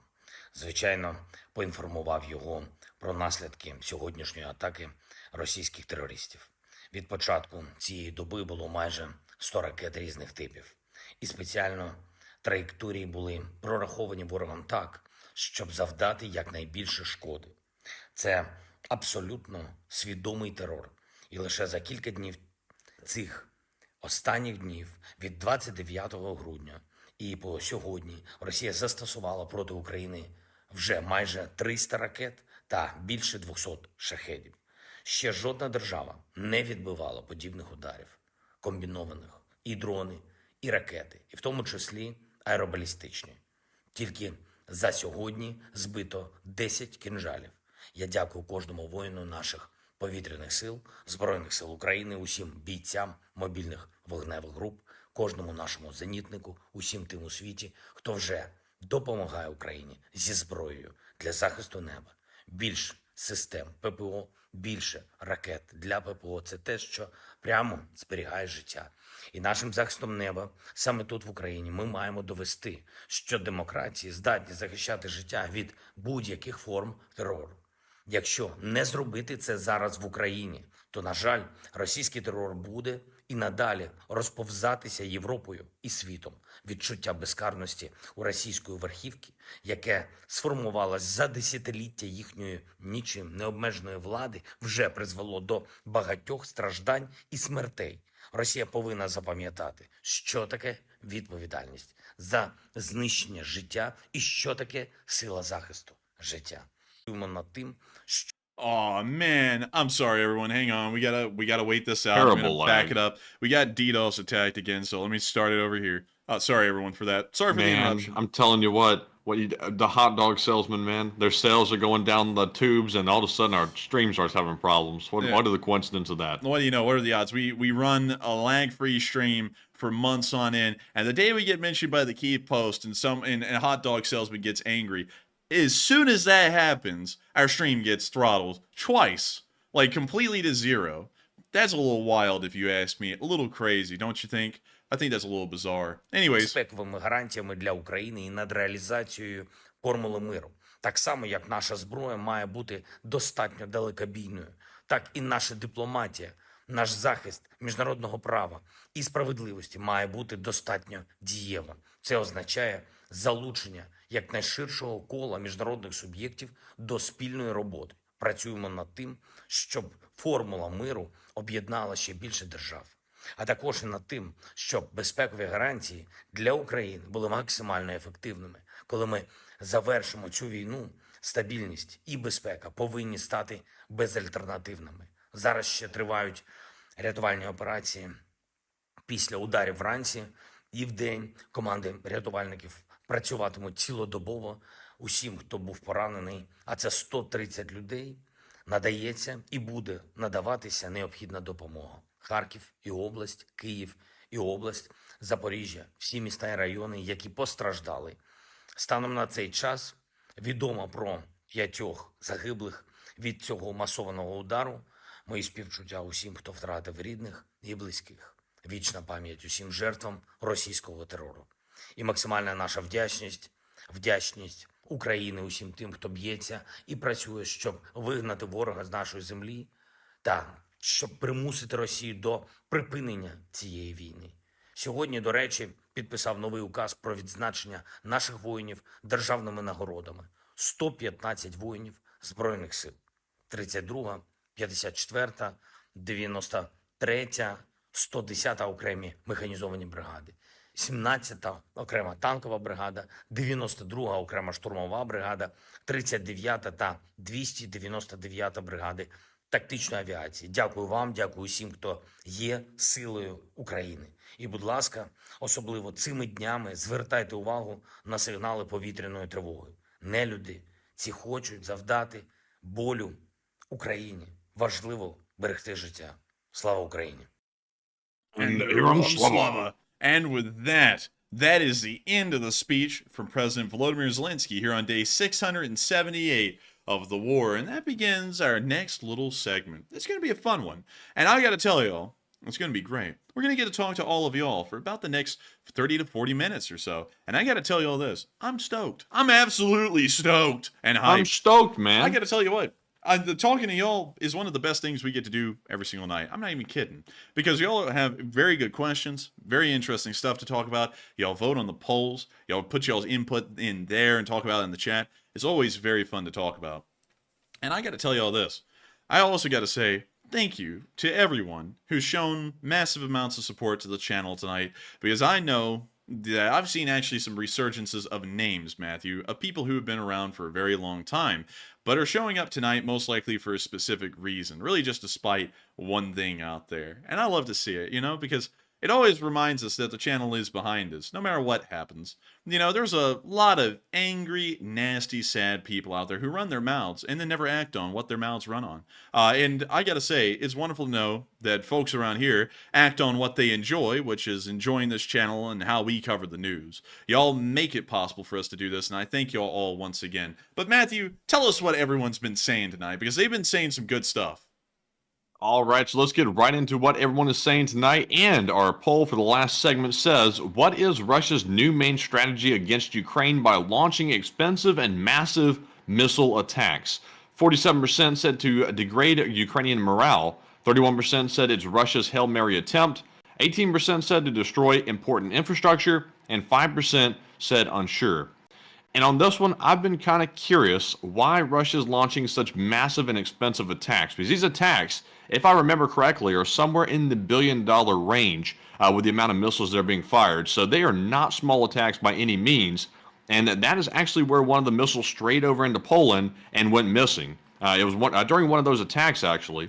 And to say it's only to degrade Ukrainian morale seems a little bit too minor, in my opinion, for such a massive attack. I almost want to say it's Russia's Hail Mary attempt, although I'm sure that's not their only last remaining move of the war. But then again, how else do you explain these massive attacks? To me, it seems like maybe Russia is trying to force Ukraine's hand to maybe push them to the negotiating table in the hopes that Putin can somehow talk his way out of this and maybe save face. That could be one reason. But, you know, these attacks just so massive and out of the blue like they are, I really don't have a really good explanation for them. It's Russia and their weird strategy. But Enforcer, what say you? I gotta say, I think it's actually an attempt. I'm gonna have to go with a small amount of people who said to destroy important infrastructure, because I think that's what it really is. Whenever the Russians are trying to conduct attacks like this, demoralizing the Ukrainians is a big part of it. But there's also a big part of just trying to destroy important infrastructure. In process, they'll lower the Ukrainian morale. So I think it was more so an attempt to destroy critical infrastructure of the Ukrainians than anything else, in my opinion. But with that, I hope we addressed that well, and we are on to the next one. All right, and that was our only poll to address for our final question segment. So, with that being said, we are moving into our super chats yet again. And up first, we have a very generous $100 donation from guess who? Mark, the kinetic possum. No this way! Possum is once again in motion, and it's good to see you again, once again, Mark. And he says the amazing Kinzo missile is so hyper bada boom that Putin arrested a bunch of the rocket scientists. So he basically admitted it's not that great.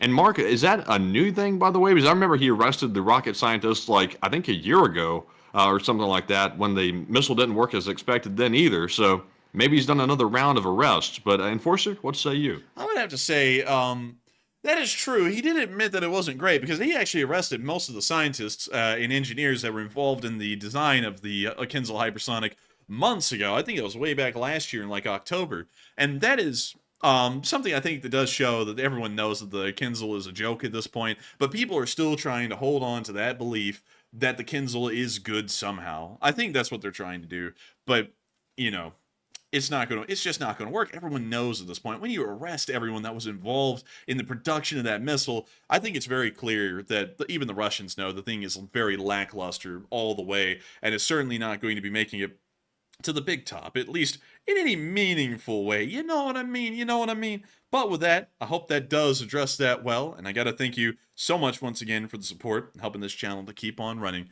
because it is folks like you who make it possible. And also, I would have to say that as the Ukrainians continue to shoot down Kinzhals, I think anyone that's paying attention to this war is starting to learn that everything the Russians say is the latest and greatest isn't that late and that great. We've seen the T-9DM get destroyed. We've seen the Moskva, the flagship of the Black Sea Fleet, destroyed. We've seen the Kinzhal hypersonics getting shot down. We've seen the finest, supposedly, Russian artillery systems like the Mista-S getting blasted on nearly a daily basis by Western artillery. I think we're starting to see, in the AK-12 on top of that, everyone's learned it's just an upgraded AK-74 with not really a lot extra to talk about. I think everyone's really learning that the Russians are a paper army, and while they look great on paper, and they look like they're modernizing, they really aren't. Because even under that veil of modernness, they lose most of it, and then they end up with their Cold War era stocks, and even earlier Cold War era stocks at that. They just suck all the way around, and I think that the Kinzhal is just another extension of them trying to look modern, but never being able to deliver on that. They weren't even able to deliver on that in the Cold War, even. I mean, they're just truly behind the curve by decades and have never really caught up, even in the present day. But with that, I hope that does address that well, and I thank you so much once again for the massive amount of support, Mark, and helping us to keep this thing rolling. And of course, thank you for joining us tonight all the way from New Zealand. And so with that, we are on to the next one, and thank you once again.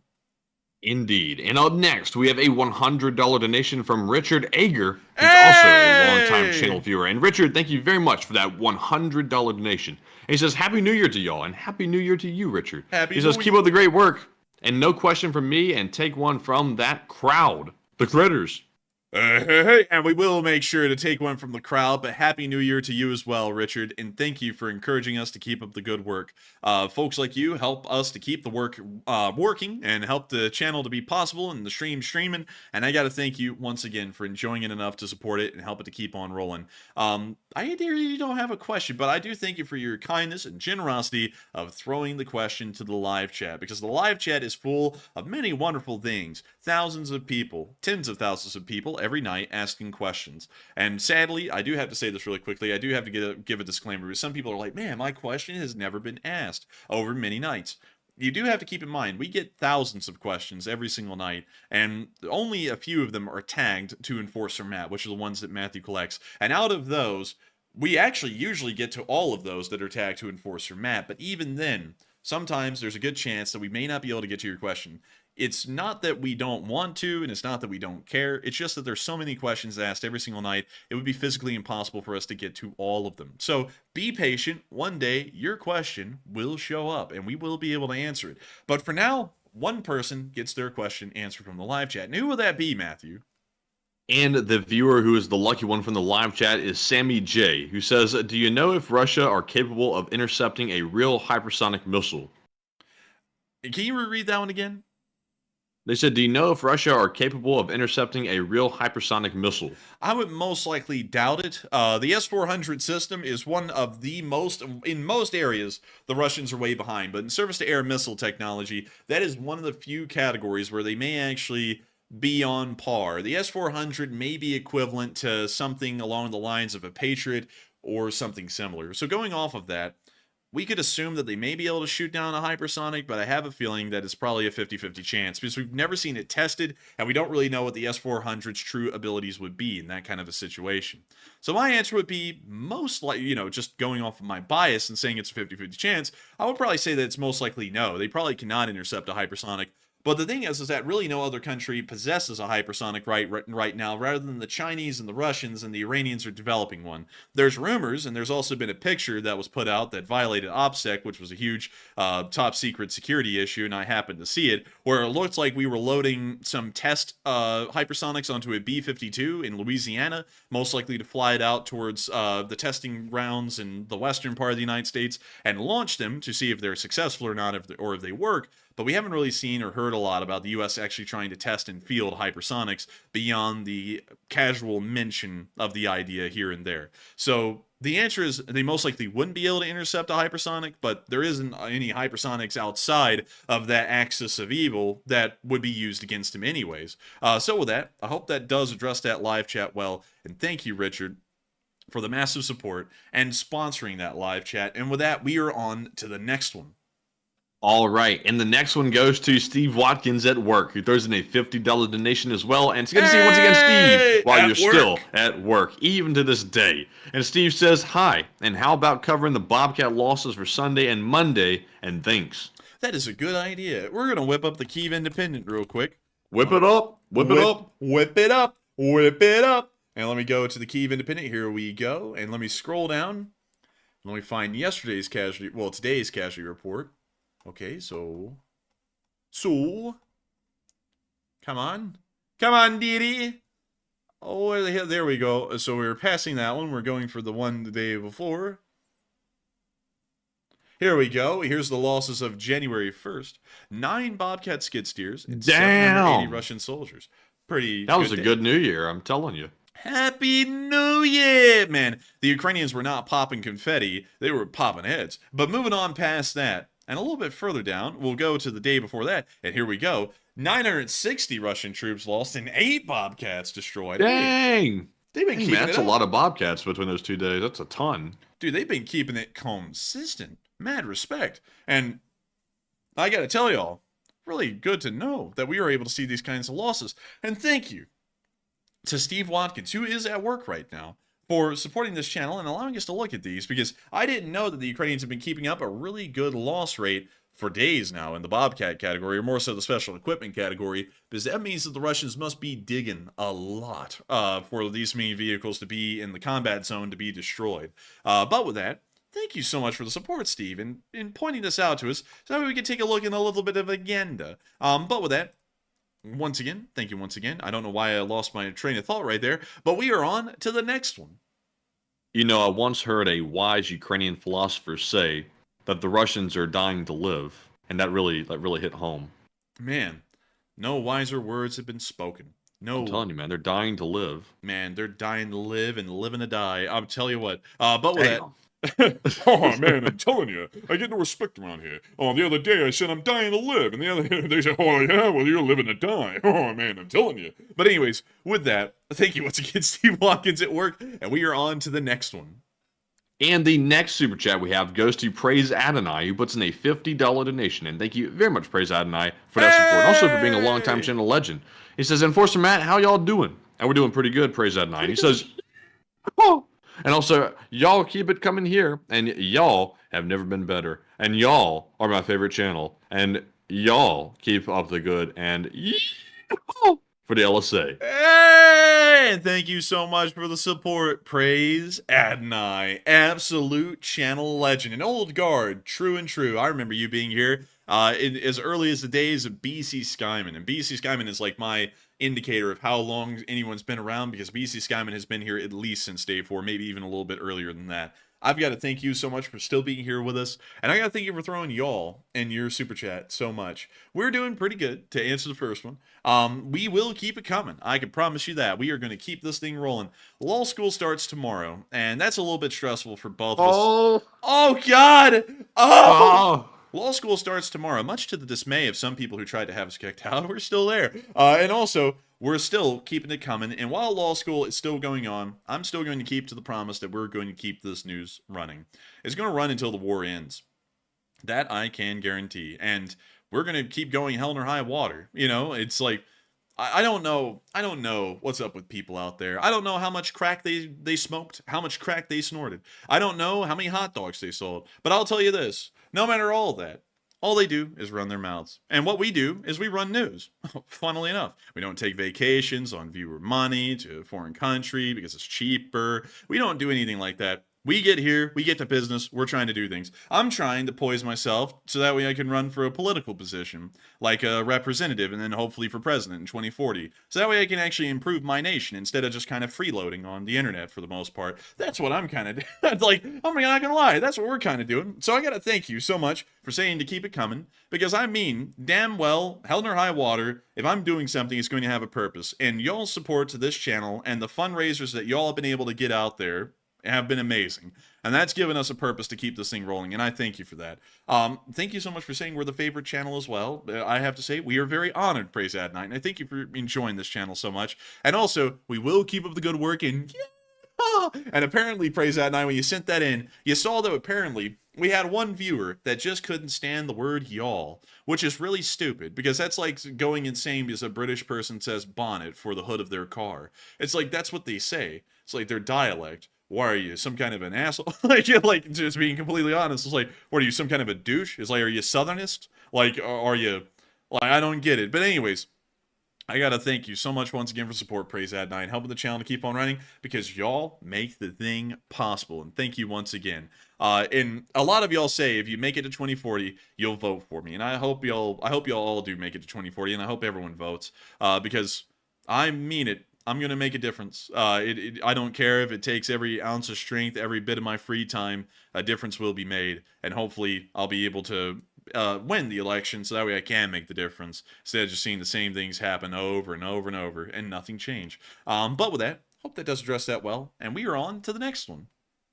All right, and our next one is going to go to Elder Media, who throws in a $50 donation. And thank you very much, Elder Media, and it's good to see you once again. I think it's been a good minute, but it's really good to see you, and thank you very much for that support. He says, hi, Enforcer and Enforcer Matt, and thank you for your continued work with keeping the channel alive and well, and Slava Ukraine. And Slava. And thank you so much, Elder Media, for the support and helping this channel to keep on running. Thank you for being here with us. It's been a long time. And I got to thank you for still being here with us and still listening to this news on a new year. A brand new year. It is the 2nd of January of 2024.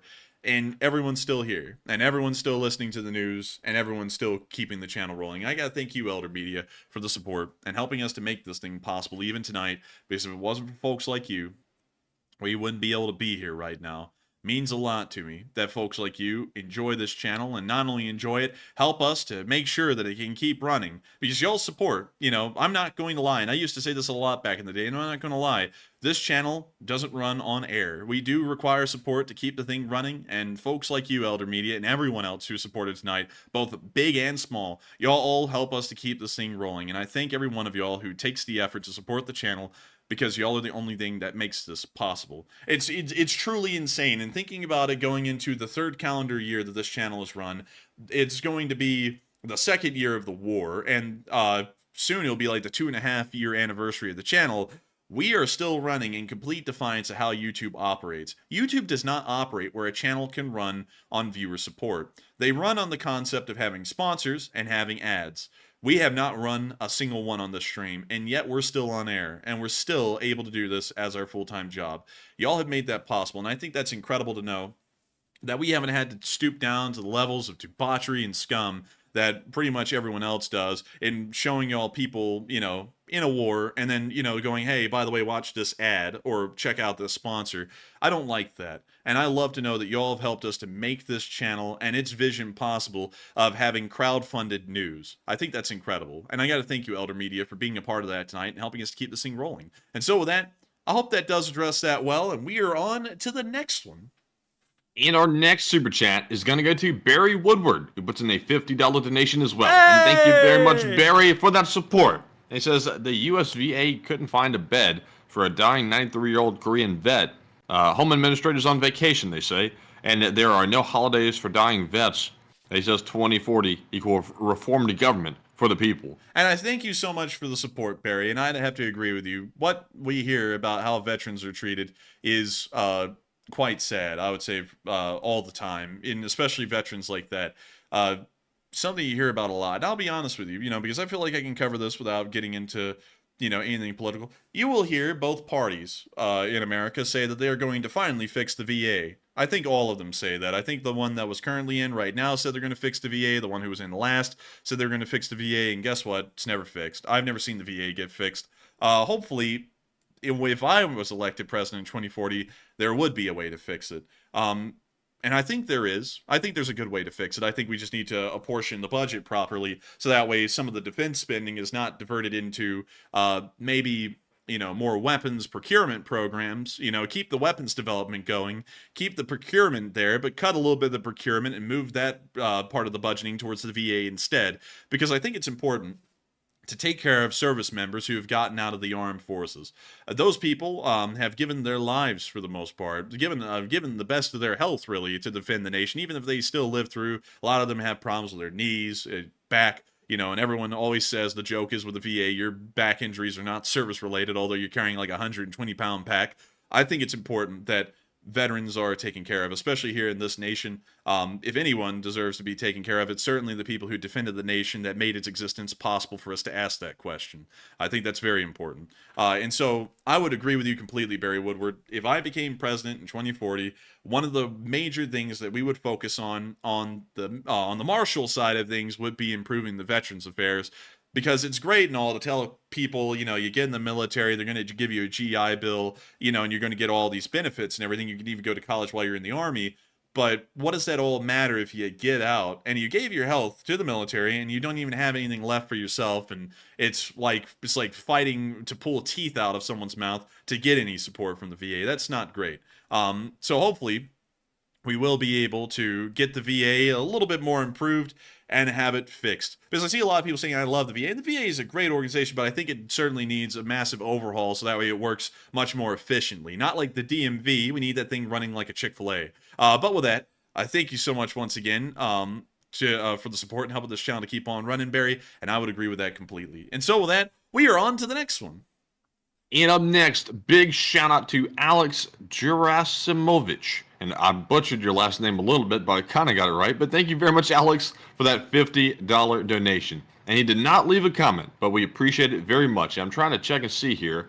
He actually left a super sticker. It's the YouTube creature jumping up and down in a sea and bed of New Year's Eve fireworks, I think. So very cool. And thank you, Alex. And Enforcer, what say you? And I got to thank you so much for the support, Alex. True legend. And I got to thank you for throwing in that super sticker. I've never seen a Shiba Inu jumping up into the stars with fireworks blowing up around it, but here we are. So, that's a new super sticker right there. And I got to thank you so much for throwing in such a neat and unique super sticker, Alex Gerasimovich. And I also got to thank you for supporting this channel and helping us to keep this thing running, because folks like you make it possible. You didn't throw in a comment, but those silent supporters like you help us to keep the gears grinding behind the scenes and to keep the news coming out on a regular basis. And so thank you so much once again. I hope that does address that well. And we're on to the next one.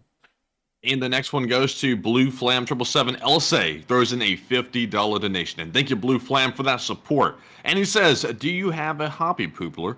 He says, of course. I collect jokes about myself. He says, have you got many?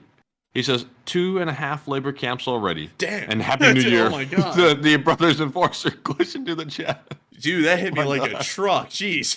I was like, oh my God. Damn. I mean, goodness. That was left field.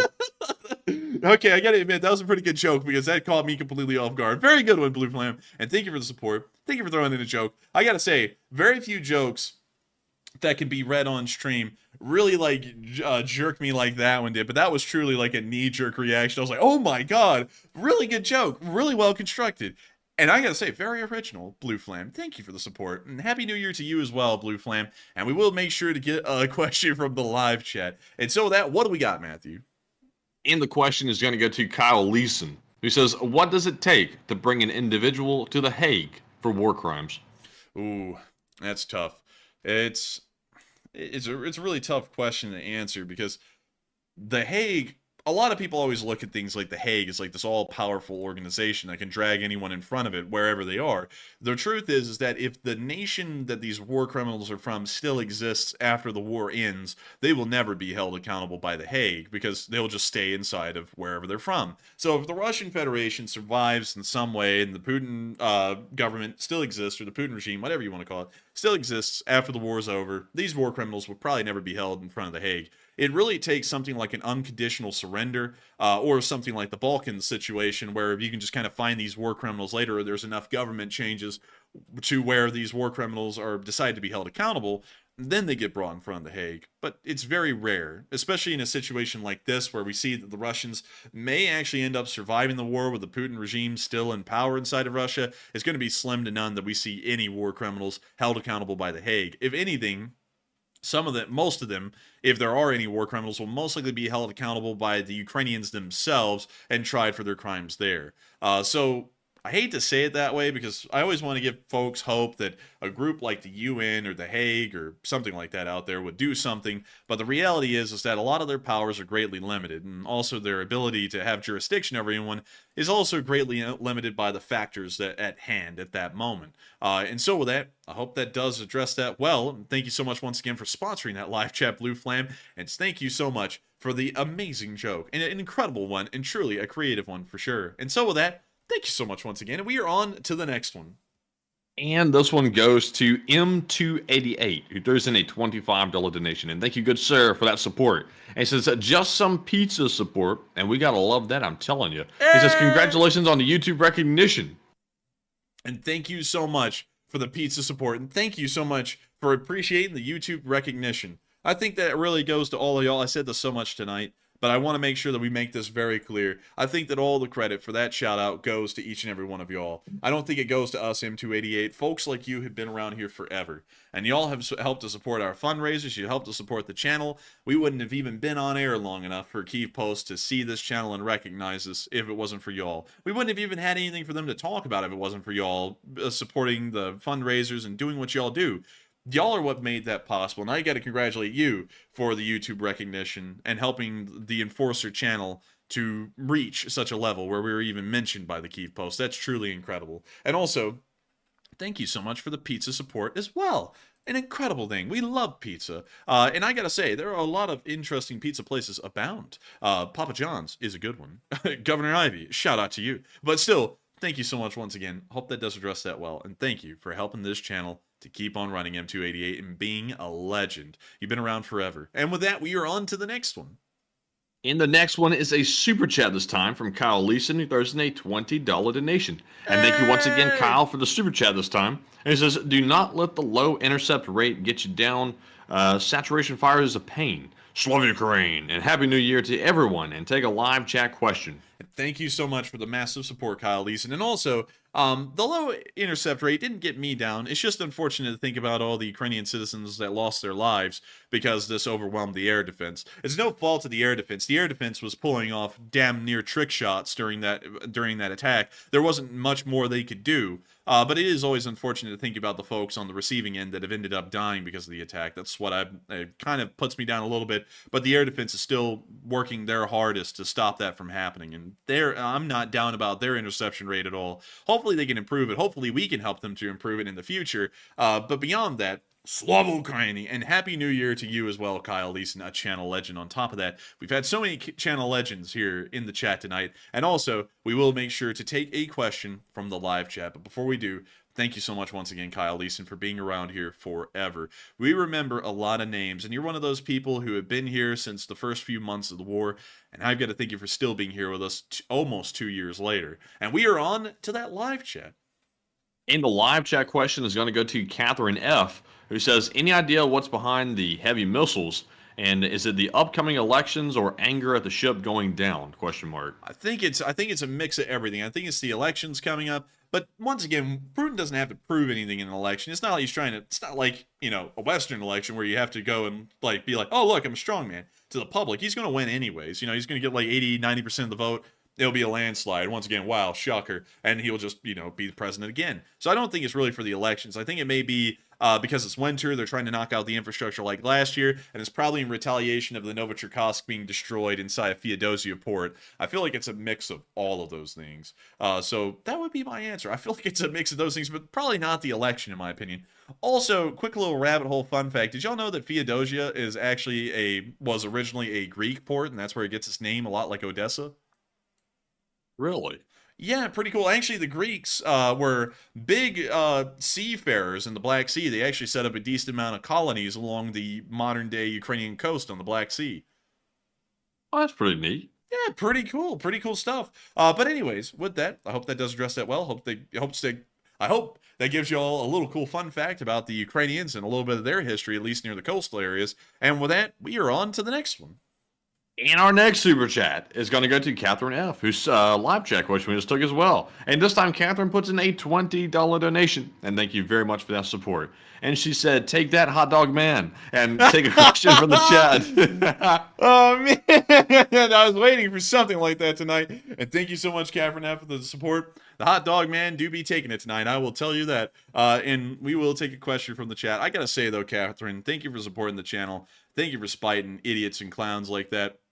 But this is kind of crazy, you know, because I remember way back in the day, it was like, I don't know, way back in the day, it's like a couple of months ago. But I remember everyone went, "Oh, that poor little thing." And then after it was over, the whole thing, they said, "Okay, dude, just don't bring up their names ever again and it'll all go away." You know, we went, "Okay, that's great. We'll let it go." And we'll all just part our ways. We get recognized by the Kyiv Post. And the guy is so far up our ass. Like, just at all times. Like, we haven't cared about the guys for months. But he's so far up our ass. As soon as we get recognition from anyone, he just goes feral again. That's just pitiful when you think about it. And you would think people in the community would notice that. I'm sure they don't. I'm sure they just back the guy up all the way. But you know what? It doesn't matter, Catherine. Because no matter who likes this channel, no matter who watches the channel, as long as we have y'all, as long as we are fundraising for Ukraine, as long as we're covering the news that we originally did here, that's what we're going to do. I don't care what people say. I don't care what people think. It's great that we got recognition from the Kyiv Post, but whether we got that recognition or not, it's not going to stop us from doing what we do. We were going to cover this news hell in or high water. It didn't matter if we had 5,000 views, 900,000 views, 50,000 views. We're going to cover this no matter what. And that little guy can be angry and be sad because he wasn't on the list. Everything that guy does is because he's jealous and he's just a loser. Best way to put it. Now, he'll be acting like the victim because of that now. And oh well, he talks a lot of crap on the internet. I haven't seen him follow through on it. Anyways, we will make sure to get one from the chat. What do we got, Matthew? And like BC Skyman said, jealousy is a sad condition. It really is. I've never seen jealousy at this level. Never seen it. But anyways, we're going to move on to that live chat question. And this one goes to Fayuma, who says, "How does the stacking of live anti-vehicle mines, like the Russian are practicing, how does that affect their detonation fuses?" Like the stacking of the mines on top of each other? Yes. I don't really, I wouldn't really know how it would affect their, I honestly feel like the first mine under the top one would probably get detonated first just from the weight, because the first anti-tank mine is going to get pushed onto the pressure plate of the second one. It's probably going to detonate and then cause a chain onto the one on top of it. Or it may be the other way around. I think, however, regardless if they're stacked or not, I think they will explode. Both of them will successfully if they're stacked on top of the other. So I hope that does address that the best I can, because I think that's the best way I can answer that question.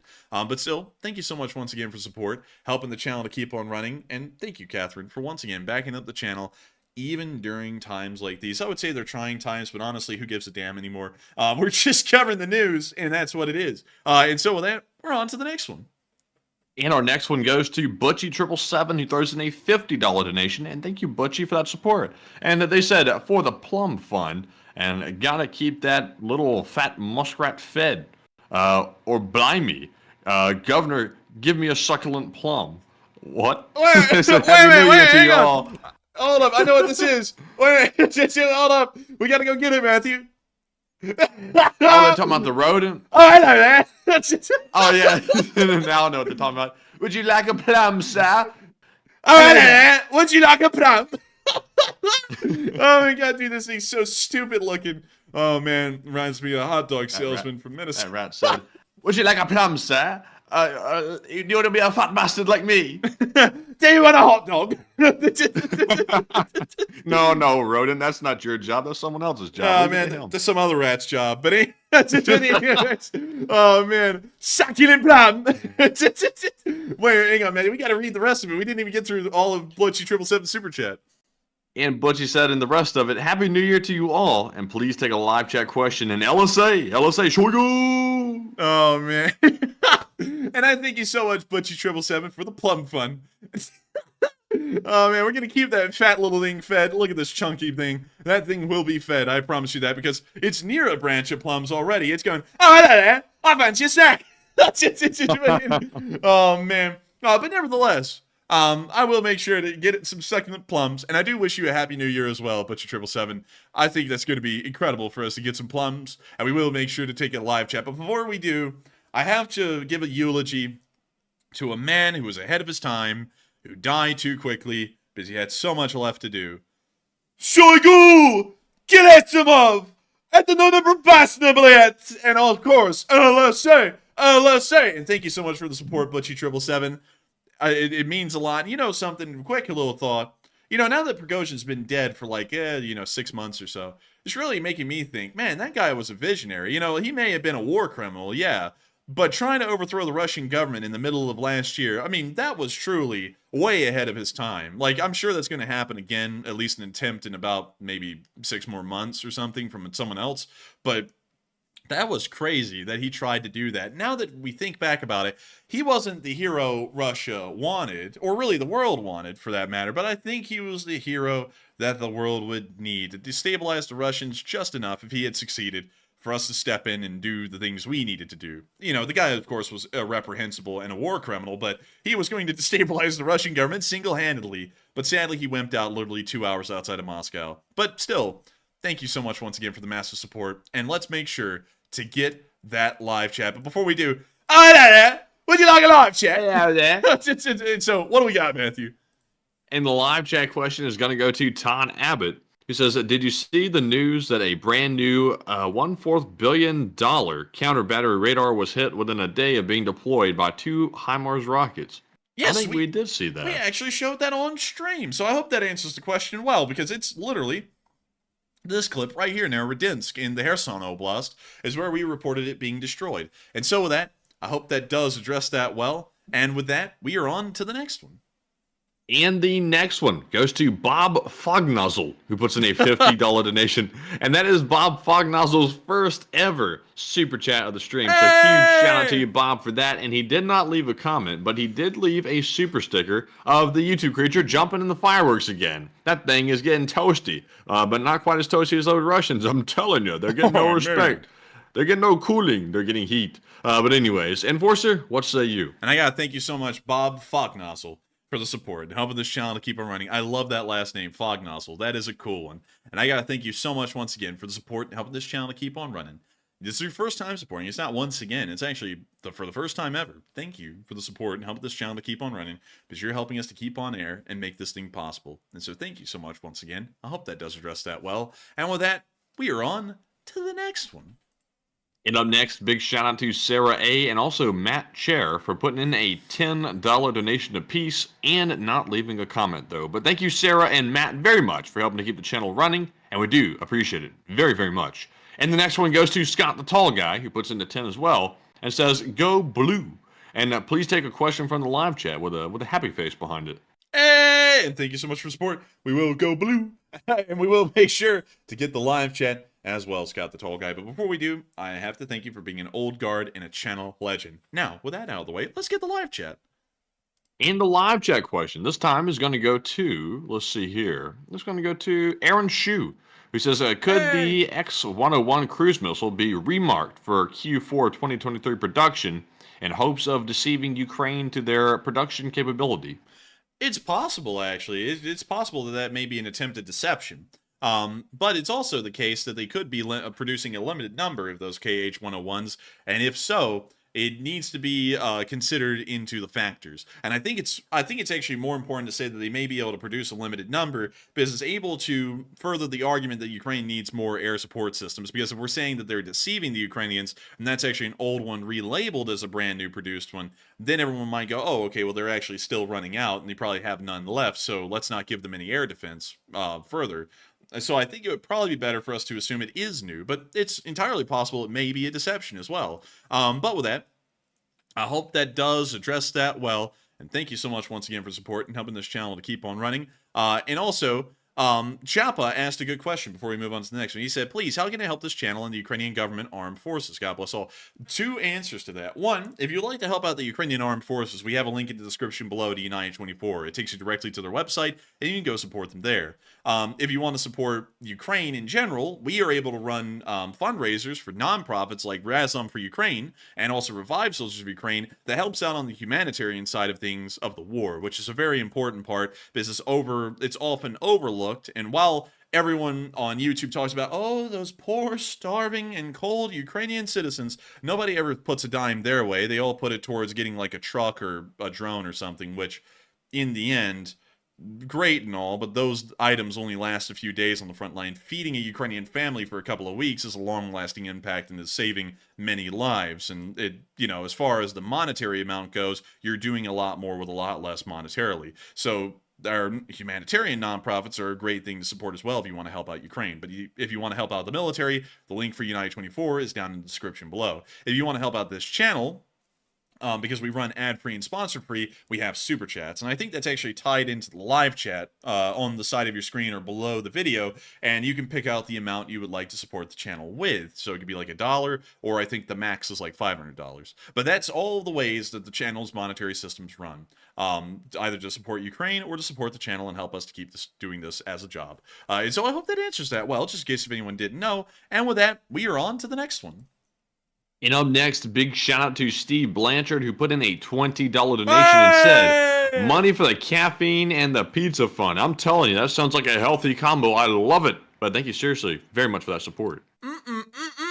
I'm loving it. And thank you so much, Steve Blanchard, for the money, for the caffeine, and the pizza fund, because you're helping us to keep the best things going. You're helping us to keep coffee in our brains and pizza in our stomachs and pure energy in our souls and hearts to make sure that we can keep this channel running and keep it rolling. And so thank you so much, Steve, once again for the support, and thank you for being around forever. And so with that, we are on to the next one.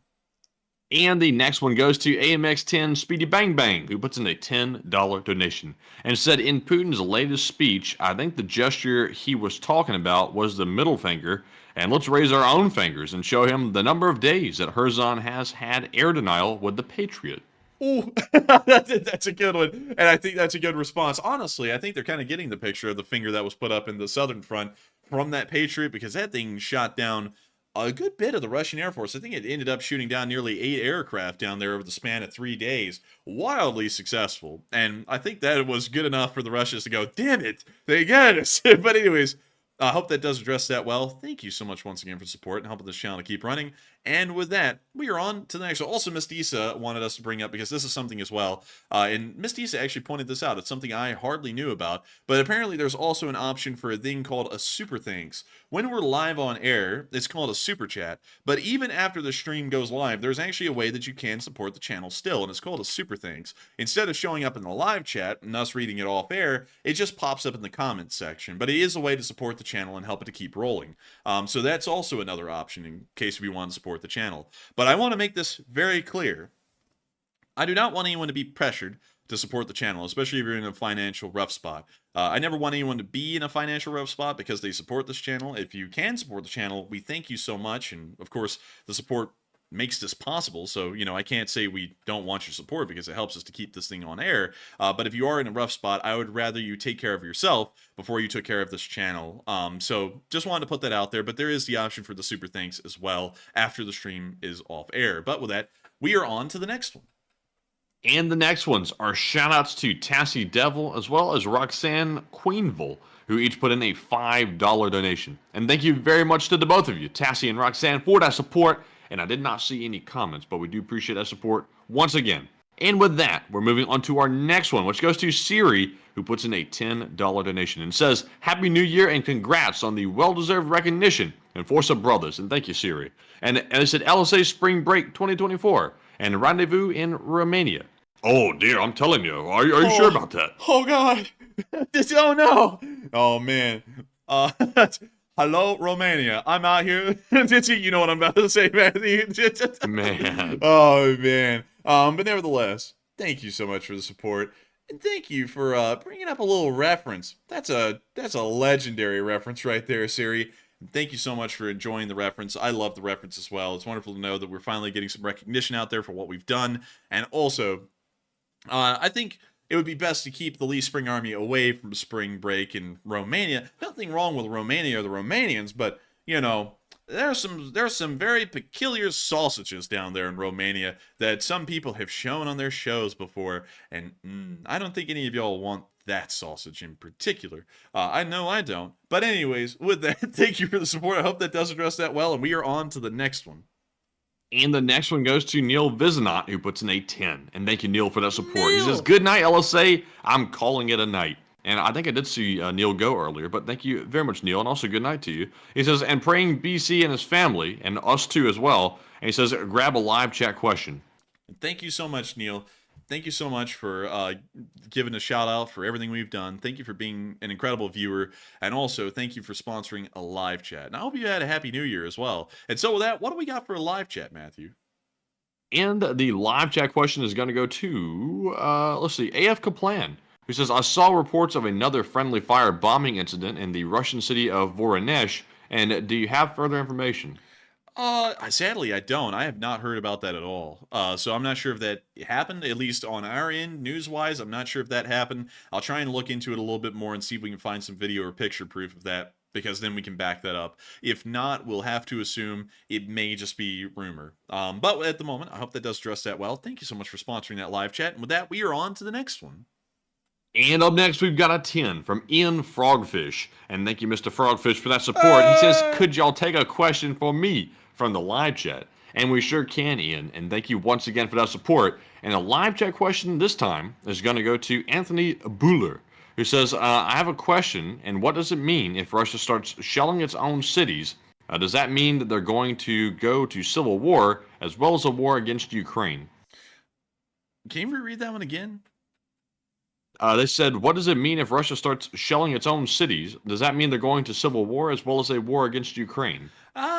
If they start shelling their own cities, like just as a mass thing, yeah, I think that means they're probably going to civil war. They're having to put down a lot of civil dissent. In an instance like this, like what we're seeing right now with the air defense failing and everything, I think it's more so just Russian incompetence that's having that happen. So with that, I hope that does address that well. And thank you so much once again for support. And with that, we are on to the next one.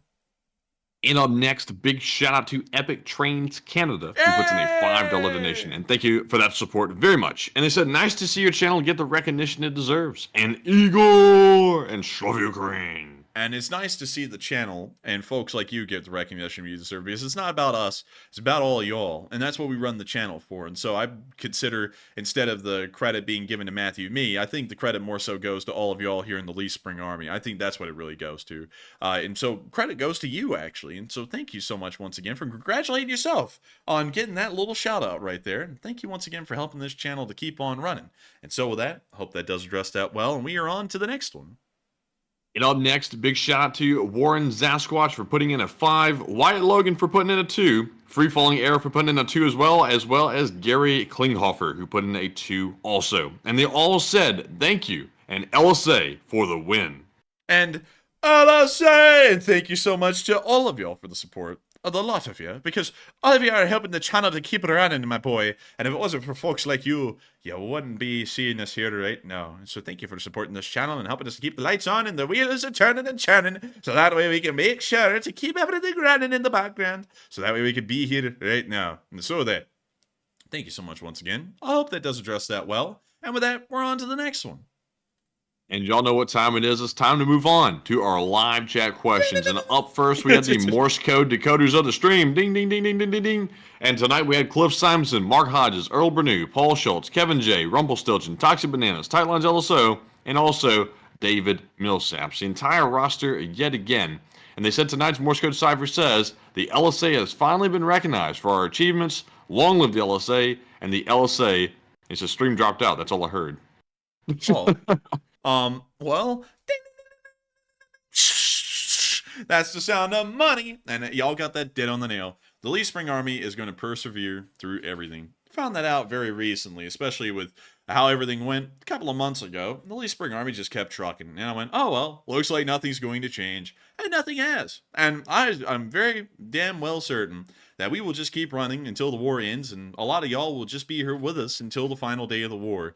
And to that, I thank y'all all once again for being the most steadfast and true community on YouTube. And not only that, staying true to our calls of supporting Ukraine, hell or high water. And so with that, thank you so much once again. I hope that does address that well. And we're going to be taking 3 more live chat questions. Then we're going to be rounding out tonight's stream. And so with that, we're on to the first one.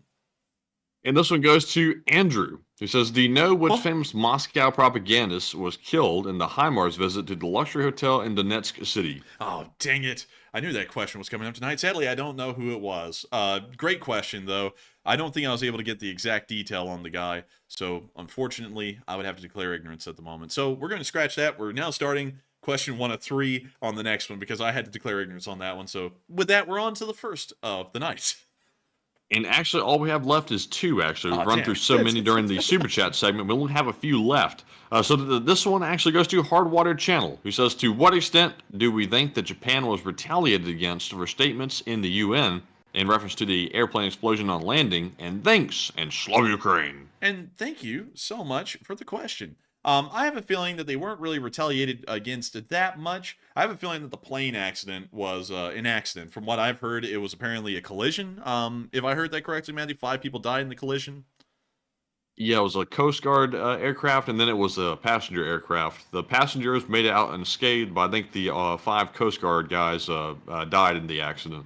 Very unfortunate to hear. And of course, the Japanese Coast Guard, or most likely what is called the Japanese Ground Self-Defense Force Coast Guard, was most likely sending the plane out to try and assess the damage from the recent tsunami that was caused by, I think, a 7.5 earthquake.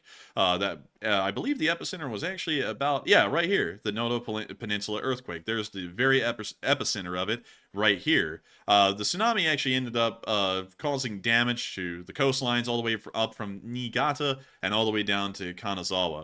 From what we understand, it was actually a pretty significant amount of damage caused from the earthquake and the tsunami, but luckily we haven't heard of any major infrastructure damage, much like the last major earthquake where we saw the Fukushima disaster of 2011. So lucky they didn't go through that too severely, but I feel like that was all just kind of coincidence and kind of an accident caused because of the severe circumstances of the earthquake and the subsequent tsunami, requiring the Coast Guard to be mobilized, most likely for search and rescue efforts along that stretch of the coast. But with that, I hope that does address that well, and we are on to the final question of the night. And so, who is the lucky last person who put in the lucky last question of the night? And that viewer is Tony Stanker, who says, what weapon/weapon system do you think the U.S. could theoretically give to Ukraine that would genuinely make a big difference or give them the best chance? And what's the goal after F-16? Outside of national security interests, the best thing that they could give the Ukrainians going forward would probably be the F-35 Lightning II. Now, I'm saying that outside of national security interest. Including national security interests, we're kind of pushing the limit right now, giving them an F-16. But removing that as a concern, the F-35B Lightning II would probably be the best. It has almost no cross-section signature. Of course, if you load external hardpoints onto some of the later variants, you'll have a fairly significant cross-section. But beyond that, it's very capable stealth multi-role. It does a great job from what we understand. It's a very good aircraft. And I think that would be a massive help because I don't think the war is going to be won on the ground anymore. I feel like the war is going to have to be won in the air, much like it was in the Gulf War and also subsequent wars after that. Winning the air war is a very important part of winning the ground war these days. And so I think that everything else we need to send that's going to be a massive game changer is going to be improving and building up the Ukrainian Air Force into a massive force to be reckoned with, especially against the Russians, and technologically and strategically capable of a lot more than what the Russian Air Force or Russian ground air defense forces are capable of. So with that, I hope that does address that well, and we have reached the end of tonight's stream. It has been an absolute honor and a pleasure to be able to run the stream for all of y'all tonight. I hope y'all have had a happy new year. I hope y'all continue to have a happy one, and I hope that this year is the year that things look up for everyone. Even if it was up last year, I hope things are even on the up and up this year. And of course, we will see you all tomorrow at 10 p.m. Eastern Time to cover the next 24 hours of the news of the war in Ukraine. Good night, good luck, take care, stay safe, Slava Ukraini, and long live the Least Spring Army. The Least Spring Army will never die.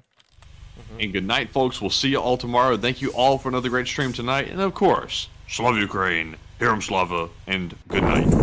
Yes. The Leaf Spring Army sends its regards.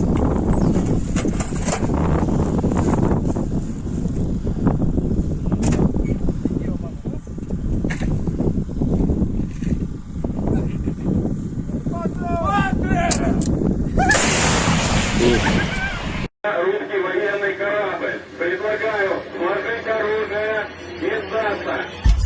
Русский военный корабль, иди нахуй.